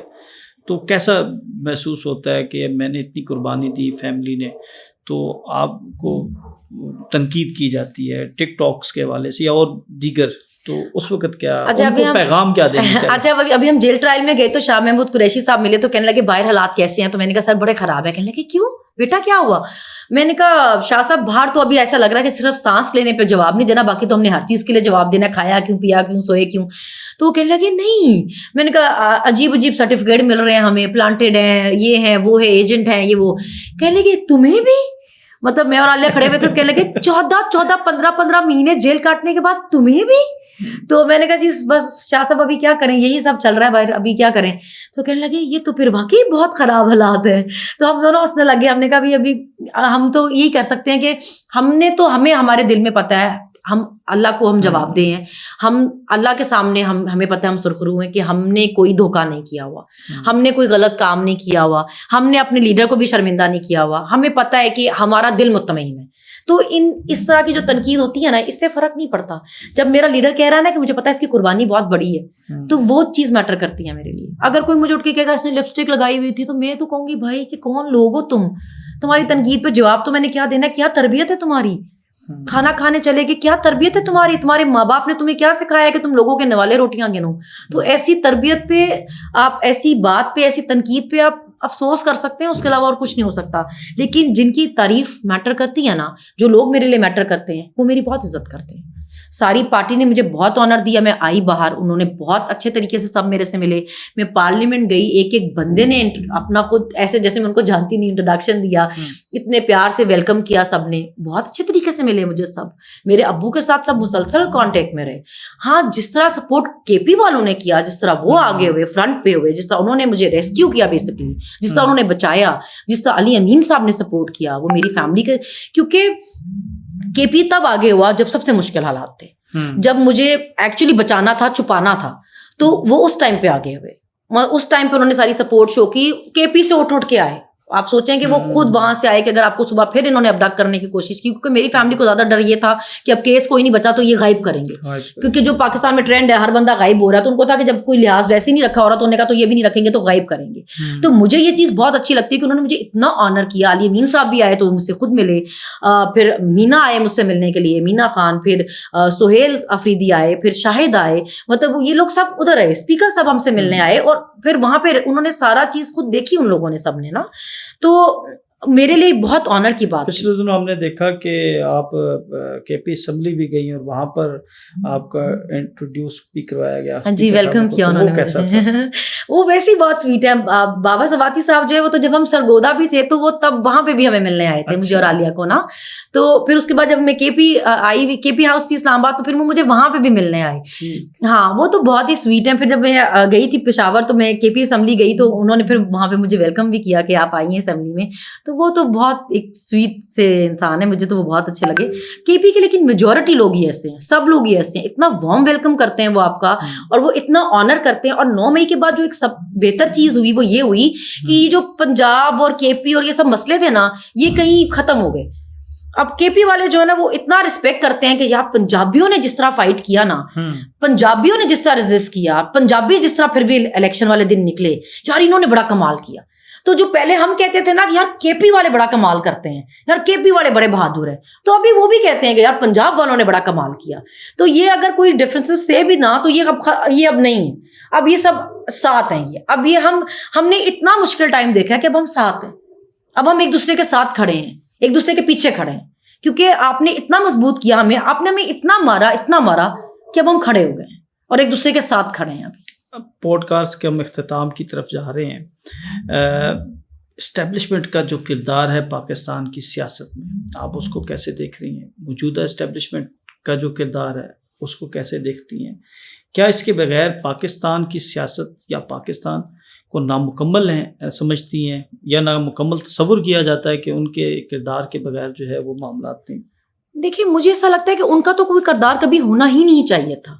یہ سب غلطی پولیٹیکل پارٹیز کی ہیں. جب آپ کسی بندے کو ضرورت سے زیادہ اہمیت دیتے ہیں تو وہ پھر اس طرح ہی کرتا ہے اس کو, جس کا جہاں دیکھیں آپ کو اعتراض تب ہونا چاہیے. جیسے آپ ایک جرنلسٹ ہیں, میں آپ کو بتاؤں کہ شاکر آپ یہ کام ٹھیک نہیں کر رہے, آپ کو رپورٹنگ ایسے نہیں ایسے کرنی چاہیے تھی, تو آپ مجھے کہیں گے کہ بھائی یہ تو تمہارا کام ہی نہیں ہے, تو تم مجھے اس میں مشورے کیسے دے سکتی ہو؟ ایکسپرٹیز ہوتی ہے نا ایک بندے کی, بھائی یہ اس میں ایکسپرٹ ہے, اس کو یہ چیز پتہ ہے, اس کا اوپینین اس میں لینا ہے. جب آپ کا کام ہی نہیں ہے اکانومی, جب آپ کا کام ہی نہیں ہے تاجروں سے ملاقات, اسٹوڈنٹ سے ملاقات, یا باہر دورے, یا کسی وزیر سے ملاقات, آپ کا کام ہی نہیں ہے یہ. آپ کا کام بارڈر سنبھالنا ہے, آپ کا کام وہاں پہ جو آپ کہہ رہے ہیں اسمگلنگ ہو رہی ہے وہ روکنا ہے, جو ملک میں دہشت گردی ہو رہی ہے وہ روکنا ہے, یہ جو جبری گمشدگی ہو رہی ہے بتائیں کیوں ہو رہی ہیں. ہم اس ملک میں اتنا ٹیکس دے رہے ہیں, اس لیے دے رہے ہیں کہ گھر سے باہر نہ نکل جا سکے کیونکہ لاپتہ ہو جائیں گے, یا گھر سے باہر نہ نکل سکے کیونکہ کوئی موبائل چھیننے کے لیے گولی مار جائے گا, لوگ مسجد نماز پڑھنے نہ جا سکے کیونکہ دھماکہ ہو جائے گا. ہم اس لیے اتنے ٹیکس دے رہے ہیں. اگر میں آپ کو یہ بتاؤں کہ سر آپ اپنے یہ کام ٹھیک نہیں کرے, آپ کو ایسے نہیں ایسے ڈیوٹی دینی چاہیے تھی, آپ کو بارڈر ایسے نہیں ایسے سنبھالنا چاہیے تھا, تو آپ ناراض ہوں کہ یہ آپ کا ڈپارٹمنٹ نہیں, یہ آپ کا کام نہیں, آپ ہمیں کیسے بتا رہی ہیں. اگر میں آپ کو یہ کہہ رہی ہوں کہ بھائی آپ کون ہے سیاست میں ٹانگ پھنسانے والے, آپ کون ہے کانٹے لگانے والے, آپ ہمیں کیوں بتا رہے ہیں کہ بھائی ہم نے اس کو کانٹا لگا دیا, اب یہ تمہارا لیڈر نہیں ہو سکتا, تو میں سوال کروں گی نا, میں اعتراض کروں گی, میں ریزسٹ کروں گی کہ یہ تو آپ کا حق ہی نہیں ہے, ڈومین ہی نہیں ہے آپ کا, آپ اس پہ ہمیں کیسے مشورے دے رہے ہیں, آپ ہمیں کیسے ڈکٹیٹ کر رہے ہیں. اس پہ پھر آپ کا ناراض ہونا نہیں بنتا. پھر اگر آپ نے ہر جگہ اپنا نام لگوایا ہے کہ یہ بھی ہم کر رہے ہیں, یہ بھی ہم کر رہے ہیں, یہ بھی ہم کر رہے ہیں, تو جب نام لگے گا تو پھر نام لیا بھی جائے گا نا, تو پھر ہر کوئی نام اچھے طریقے سے نہیں لے گا, کیونکہ ہر کسی کی اوپینین ایک جیسی نہیں ہوگی. پھر آپ ظرف رکھیں, پھر آپ ہمت رکھیں.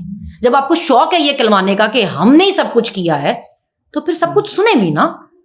پھر آپ کو سارے آپ کے جونیئر تو نہیں ہیں, سارے آپ کے ماتحت تو نہیں ہیں جو یس سر یس سر بولتے جائیں گے, لوگ اعتراض بھی کریں گے. اب ہمارے سے سب خوش ہیں. عمران خان کے اوپر تو یہ ایک الزام ہے کہ وہ اسٹیبلشمنٹ کی پروڈکٹ ہیں, اسٹیبلشمنٹ انہیں سامنے لے کر آئی, اسٹیبلشمنٹ کی سپورٹ تھی, سارا کچھ تھا. تو کیا وہ عمران خان کا جو عمل تھا آپ اسے درست سمجھتی ہیں, یا وہ وقت کی ضرورت تھی ایک تیسری قوت کے لیے کہ نون لیگ ہے اور پیپلز پارٹی ہے, تیسری قوت نہیں ہے؟ ویسے تو میں ہمیشہ اس بات پہ بلیو کرتی ہوں کہ خان اپنے ووٹ سے آیا تھا, خان لوگوں کے ووٹ سے آیا تھا. 2018 میں بھی جو سیٹیں چھینی گئی تھیں وہ خان کی چھینی گئی تھیں ایک کمزور حکومت دینے کے لیے تاکہ وہ قابو میں رہے. یہ جو آپ سنتے ہیں جی خواجہ آصف صاحب نے فون کر کے کہا کہ جی مجھے بچا لو, میری سیٹ بچا لو, تو عمران خان نے تو فون کر کے نہیں کہا تھا, نہیں کہا نا, خواجہ آصف صاحب نے کہا. سیٹ تو ان کی بچائی گئی. تو سیٹیں تو آپ نے دوسروں کو دی تھی اور پی ٹی آئی سے چھین کے دی تھی تاکہ وہ ایک کمزور حکومت میں بن کے آپ کے ہمیشہ انڈر رہے. آپ کو ایسا بندہ نہیں چاہیے تھا جو آپ کو آگے سے آپ کے لیے بول سکے, بات کر سکے نا. تو مجھے تو ہمیشہ لگتا ہے کہ خان لوگوں کے ووٹ سے آیا تھا تب بھی. مگر چلے لیٹس سپوز اگر وہ نہیں بھی آیا تھا تو اگر ماضی میں کچھ غلط ہوتا رہا تو ہم نے آگے بھی وہی سب کرنا ہے. آگے وہ کریں گے. آگے وہ کیوں کریں گے جب پوری قوم ان کے ساتھ کھڑی ہے, تو وہ کیوں کریں گے. خان کے پیچھے جب عوام کھڑی ہے پوری, جب خان صاحب کہتے ہیں, دیکھیں یہ سب کچھ شروع ہوا جب خان نے کہا کہ کوئی رہ تو نہیں گیا جو میرے خلاف نہیں ہے, تب لوگ اپنے گھروں سے نکلے نا, تب ہم اپنے گھروں سے نکلے, تب لوگوں نے نکل کے بتایا کہ ہم کھڑے ہیں پیچھے, جو مرضی آپ کے خلاف ہوتا رہے ہم کھڑے ہیں آپ کے ساتھ, ہمیں اس سے کوئی فرق نہیں پڑتا کتنے آپ کے خلاف ہو گئے, کتنے مخالف ہو گئے, یہ قوم کھڑی ہے آپ کے پیچھے. ساری قوم نکلی سڑکوں پہ, رل گئی ہے اپنے لیڈر کے پیچھے اور خوشی خوشی رل رہی ہے, کیونکہ ہم جس طرح ہمارے لیڈر نے ہمیں اکیلا نہیں چھوڑا, ہم بھی نہیں چھوڑیں گے نا, ہم کیوں چھوڑیں. تو اب کیا سمجھتی ہیں کہ اگر عمران خان چلیں آ جاتے ہیں تو اس وقت تو ملک چلے نہیں, انشاءاللہ وہ آئیں گے. چلے اگر وہ آ جاتے ہیں, انشاءاللہ وہ جب آ جاتے ہیں, چلے جی اگر وہ آ جاتے ہیں تو کیا روڈ میپ ہے پاکستان تحریک انصاف کے پاس؟ اس وقت تو صورتحال انتہائی, بجلی کے بل, مہنگائی, لوگ جو ہیں وہ خودکشیاں کر رہے ہیں, بزنس ختم ہو چکے ہیں, تو کس طرح تحریک انصاف جو ہے وہ اکانومی کو. دیکھیے خان پہ اس کی عوام بھی بھروسہ کرتی ہے اور دنیا بھی بھروسہ کرتی ہے. جب خان کی حکومت تھی تب بھی پوری دنیا سے آپ کے تعلقات بہتر تھے. یہ کہتے ہیں کہ جی نہیں اچھے تھے, مجھے تو لگتا ہے تب بھی سب سے تعلقات بہتر تھے. ساری اسلامک کنٹری ایک پیج پہ تھی اس وقت بھی, مطلب اس وقت شاید پہلی دفعہ ہی ہوئی تھی اور اسلامک کانفرنس ہوئی یہاں پاکستان میں. تو خان کے دور میں حالات ٹھیک تھے اور ہم بھروسہ کرتے ہیں نا. دیکھیں جب کوئی حکومت عوام کی مینڈیٹ سے نہیں آئی ہوتی نا تو لوگوں کا اعتبار ہی نہیں ہوتا, لوگ انویسٹ ہی نہیں کرتے, باہر اوورسیز پیسے ہی نہیں بھیجتے. خان پہ تو اتنا بھروسہ ہے لوگوں کو کہ وہ ایک بیٹھتا ہے ایک اس میں تو لوگ اتنا پیسہ بھیج دیتے ہیں. تو پھر توشہ خانہ کی گھڑیاں کیوں جب اتنا زیادہ؟ دیکھیے جو چیز آپ ٹیکس پے کر کے لے سکتے تھے, ناجائز تو نہیں تھی, گاڑی تو نہیں نکلوا لی تھی انہوں نے نا, کہ جو قانونی طور پہ لے ہی نہیں سکتے تھے پھر بھی لے گئے. کوئی اناناس تو نہیں لے گئے تھے گھر پہ نا, گھڑی خان نے لی صرف ایک. خان کے دیکھیے سوال یہ نہیں ہے کہ خان نے گھڑی کیوں لی, سوال یہ ہے کہ باقی جنہوں نے گھڑیاں لی وہ جیلوں میں کیوں نہیں ہیں, جنہوں نے گاڑیاں لی جو غیر قانونی تھے وہ کیوں نہیں ہیں, جو ڈرائی فروٹ آئل اناناس تک نہیں چھوڑ کے گئے وہ جیلوں میں کیوں نہیں ہیں. عمران خان نے کوئی انوکھی گھڑی لی تھی, ٹیکس پے کر کے لی اوپر سے. اب آپ کہیں کہ جی کسی نے گھڑی گفٹ کی تھی وہ 2 ارب روپے کی تھی, کون سی گھڑی 2 ارب روپے کی ہوتی ہے, اور کون کوئی 2 ارب کی گھڑی گفٹ کرتا ہے.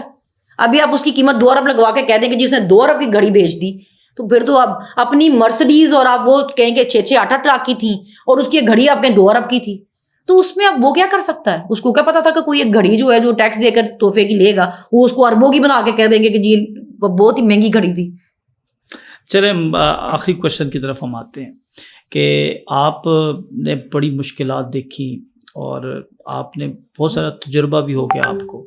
ہم یہ فرض کرتے ہیں کہ پاکستان تحریک انصاف گورنمنٹ میں آ گئی ہے اور اب یہ ڈیسائیڈ کرنا ہے کہ صنم جاوید خان جو ہیں ان کو کون سی وزارت دی جائے جس میں وہ سب سے زیادہ جو ہے وہ ڈیلیور کر سکے اس قوم کے لیے, اس پاکستان کے لیے.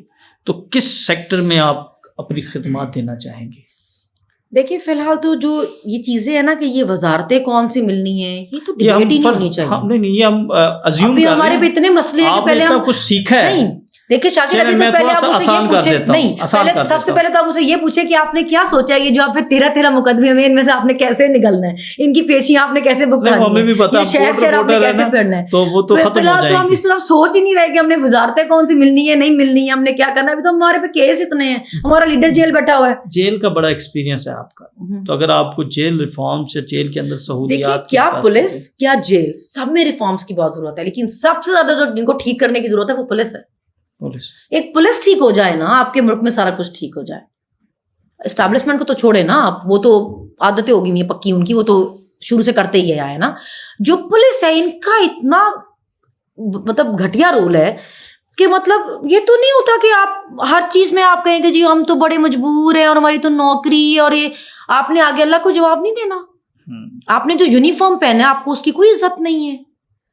مطلب کہ ایک دفعہ تو ہمیں تھے پولیس والے، انہوں نے آ کے کہا کہ میری بیٹی نے مجھے، میں گھر گیا تو مجھے گھر جاتے اس نے کہا کہ آپ کی تصویر دکھا کے کہ ہمیں 8 گھنٹے پریزن وین میں رکھتے تھے، اس نے مجھے آپ کی ویڈیو دکھا کے کہا یہ نوکری کر کے آئے ہیں، یہ ڈیوٹی کر کے آئے ہیں. تو اگر لوگوں کے گھروں میں ان کی فیملیز ان کو کوشچن کرنا شروع کر دیں نا کہ ڈیوٹی کے نام پہ آپ باہر کیا کر کے آئے ہیں، آپ اپنی ڈیوٹی ایمانداری سے کر کے آئے ہیں، آپ اپنی نوکری ایمانداری سے کر کے آئے ہیں، کیا آپ کو تنخواہ جو ہے کسی کی چاپلوسی کرنے کی ملتی ہے کہ لوگوں کی حفاظت کرنے کی ملتی ہے، تو یہ ٹھیک ہو جائیں گے اگر گھر والے سوال کرنا شروع کریں. ان لوگوں میں ریفارمز پولیس میں بہت ضرورت ہے. یہ جس طرح پولیٹیکل اپنے فائدے کے لیے پولیس یوز ہوتی ہے نا اور کوئی یوز نہیں ہوتا. ہر پارٹی نے جس طرح پولیس کو یوز کیا ہے نا، ان کو خود بھی شرم ہونی چاہیے کہ ان کی کوئی عزت نہیں ہے. لوگ ان کے بارے میں کیا سوچتے ہیں کیا بولتے ہیں، ان کو خود بھی اپنی عزت کا خیال ہونا چاہیے. لیکن چلیں اگر ان کو خود نہیں ہو رہا تو آپ کو ان میں چینجز لانے کی ضرورت ہے. ہمارا جو عدلیہ کا نظام ہے اس میں آپ دیکھیں 1.5 سال ہو گئے ہیں کیسز کے چلان پیش نہیں ہو رہے. ضمانتیں لگی ہوتی ہیں وہ ریکارڈ لے کے نہیں آتے، کہتے ہیں ریکارڈ نہیں ہے اور اگلا ٹائم دے دیتے ہیں، جائیں جی 10-15 دن بعد آ جائیں. ان چیزوں کو ٹھیک ہونے کی بہت ضرورت ہے. جس عمران ریاض کے احتجاج پر آپ نکلی اور آج آپ یہاں پر بیٹھی ہیں، اس عمران ریاض سے آپ کی ملاقات ہوئی، بات ہوئی، یا اس حوالے سے تھوڑا سا بتائیں، کیونکہ آپ بتا رہی تھی کہ پہلا جب آپ سامنے آئیں وائرل ہوئی تو وہ عمران ریاض کی بازیابی رہائی کے لیے احتجاج تھا. عمران بھائی مسلسل میرے ہسبینڈ کے ساتھ کانٹیکٹ میں رہے ہیں اور میرے سے بھی ان کی ملاقات ہوئی ہے، میرے سے ان کی بات بھی ہوئی ہے. بلکہ وہ مجھے بتا رہے تھے کہ جب ہم ثوابی والے جلسے میں ملے کہ بچوں کو لے کے آنا وہاں پہ، میں نے گھر لیا وہاں پہ آرام سے رہنا، تیک اور بچوں کے ساتھ آؤ وہاں پہ. تو وہ تو بہت ہی سویٹ ہے، اس سارے ٹائم میں انہوں نے بہت سپورٹ کیا ہے. ایون ان کی جو وائف ہے میرا، تو ان سے بھی بات چیت رہتی ہے، وہ بھی بہت ہی نائس ہیں. مطلب جتنے مشکل حالات انہوں نے دیکھے ہیں، میں کہتی ہوں اس انسان کی ہمت ہے، وہ پتہ نہیں کسی اور ہی دنیا کا ہے. مجھے ATC کوڈ بھی ملے تھے تو میں نے ان کو کہا کہ چلیں ہم نے تو جیلیں کاٹی ہیں، ہمیں اس طرح فزیکل ٹارچر نہیں کیا گیا، لیکن جو آپ کے ساتھ کیا گیا اس کے بعد بھی آپ بولتے ہیں آپ کیا کس دنیا کے ہیں، مطلب آپ میں اتنی ہمت کہاں سے آتی ہے. تو وہ تو کوئی اور ہی چیز ہے، مجھے لگتا ہے وہ کوئی اور ہی دنیا کے ہیں. اور ان کی وائف بھی ایسی ہیں، وہ اتنی سویٹ بندی ہے اور اتنی اچھی بندی ہیں. اور میرا ان سے عمران بھائی سے بھی رہتا ہے اور ان کی وائف سے بھی رہتا ہے میرا، تو میرا ان سے رابطہ رہتا ہے. فلک جو ہے وہ اس وقت بڑی مشکل میں ہے، اور آپ کے گھروں میں چھاپے بھی مارے جا رہے ہیں، آپ کی فیملی دوبارہ جو ہے وہ ایک اور پریکٹس شروع ہو گئی ہے. تو اس حوالے سے کیا سمجھتی ہیں کہ جو فلک کے اوپر الزام ہے وہ الزام کیا ہے اور کیوں ان کو فکس کرنے کی کوشش کی جا رہی ہے؟ بس وہ الزام یہ کہ ہماری فیملی انہوں نے ایک ٹارگٹ کی ہوئی ہے. ابھی آپ سوچیں کہ وہ ویڈیو کہاں لگی، کس نے لگائی، اس کا کچھ تھا پتہ نہیں ہے. اور اس نے جو ایک ٹویٹ کیا ہے کہ بھی آپ لوگوں کی ماؤں بہنوں بیٹیوں کی عزتیں اچھالتے آئے ہیں ساری زندگی سے، اب آپ کے ساتھ یہ ہوا ہے کہ آپ کی ویڈیو کسی نے نکالی ہوئی ہے. غلط بات ہے، نہیں کرنا چاہیے، لیکن آپ اس سے سبق سیکھیں کہ آپ کسی دوسرے کے ساتھ نہ کریں. تو مطلب کنڈیم کیا ہوا نا اس کو کہ بھی ایسی چیزیں نہیں ہونی چاہیے، اس سے سبق سیکھیں، نہ آپ کریں نہ کسی دوسرے کو کرنی چاہیے. اس پر صرف اس کو ٹارگٹ کرنے کے لیے اس کا نام اس میں ڈال کے FIA میں لے کے آئے ہیں، اور اس پہ ان کو بار بار بلایا جا رہا ہے. یہ بھی نہیں دیکھا جا رہا کہ اس نے ویڈیو لگائی ہے نہیں لگائی ہے. اس کے لیے دنیا جہان میں چھاپے مارے جا رہے ہیں، ریڈ کی جا رہی ہیں کہ بھئی اس کو برآمد کرو برآمد کرو. تو مطلب آپ پہلے ایک بار چیک تو کر لیں کہ اس نے وہ ٹویٹ کی بھی کہ نہیں. ابھی میں آ کے کہہ دوں کہ بھئی میرے کچھ بھی الزام لگا دوں تو آپ پہلے اس کو ویریفائی نہیں کریں گے، اس کو تصدیق نہیں کرانا چاہیں گے کہ دیکھیں کہ یہ الزام کس نے لگایا ہے، یہ صحیح ہے بھی کہ نہیں ہے. یا آپ کہیں گے جی اس بندے کو پکڑ کے گرفتاری کرا دو اس کی. یہ تو ہمارے ملک میں عجیب ہی قانون اور عجیب ہی نظام چل رہا ہے. آخری کوشچن میں بار بار کہہ رہا ہوں پھر کوئی ذہن میں آ جاتا ہے، آپ کو یہ آفر دی جائے کہ عمران خان کو ہم رہا کر دیتے ہیں اور اس کے اوپر آپ کو صرف ایک کام کرنا ہے، آپ زبان بندی کر لیں اور آپ اپنی زندگی میں واپس چلی جائیں. کیا اور اس کے بدلے خان صاحب باہر آ جائیں گے؟ باہر آ جائیں گے تو میں تو بڑی خوشی خوشی چلی جاؤں گی. میں تو بہت خوشی، میں تو دوسرے سیکنڈ میں نہیں سوچوں گی. میں تو پہلے بھی بہت دفعہ پہلے بھی کہہ چکی ہوئی ہوں کہ ہم وہ لوگ ہیں جو ہمیشہ کہتے تھے کہ خان اپنی کرسی پہ واپس جائے. جس دن وہ اپنی کرسی واپس جائے گا ہم اپنے گھر واپس جائیں گے. وہ اس کا حق تھا، وہ ہم اس کو اس کرسی پہ دیکھنا چاہتے تھے کیونکہ یہ ہمارا حق ہے کہ ہماری مرضی کا وزیر اعظم ہو. تو جس دن وہ ضد ساری ہے کہ وہ وزیر اعظم ہماری مرضی کا ہونا چاہیے، تو جس دن وہ اپنی کرسی پہ جائے گا ہم اپنے گھر جائیں گے. شکریہ صنم، آپ نے بہت ٹائم دیا، ہم نے آپ کے ساتھ گپ شپ کی. ناظرین، صنم جاوید خان سے ہم نے کوشش کی کہ جس طرح انٹرو میں نے بتایا تھا کہ ہم کوشش یہ کریں گے کہ پولیٹیکل کم ہو اور ان کی شخصیت کے حوالے سے زیادہ بات چیت کی جائے. آپ کو یہ پوڈ کاسٹ کیسا لگا، یہ ہماری کاوش کیسی لگی، آپ ہمیں اپنی قیمتی آراء سے ضرور آگاہ کیا کریں اور اپنے اس چینل کا بھی خیال کریں. ایک نئی کوشش ہے، انشاءاللہ ہم کوشش یہ کریں گے کہ جتنی بھی پولیٹیکل پرسنالٹیز ہیں، جو مذہبی شخصیات ہیں، سیاسی ہیں، سماجی ہیں، سب کے ساتھ جو ہے وہ بیٹھ کے بات کریں. ہمیں کوئی آپ مشورہ دینا چاہیں تو وہ ضرور آپ جو ہے وہ کمنٹ سیکشن میں بتائیں، ہم اس کے مطابق جو ہے وہ اپنی پوڈ کاسٹ کیا کریں گے. ہمیں اجازت دیں، اللہ حافظ.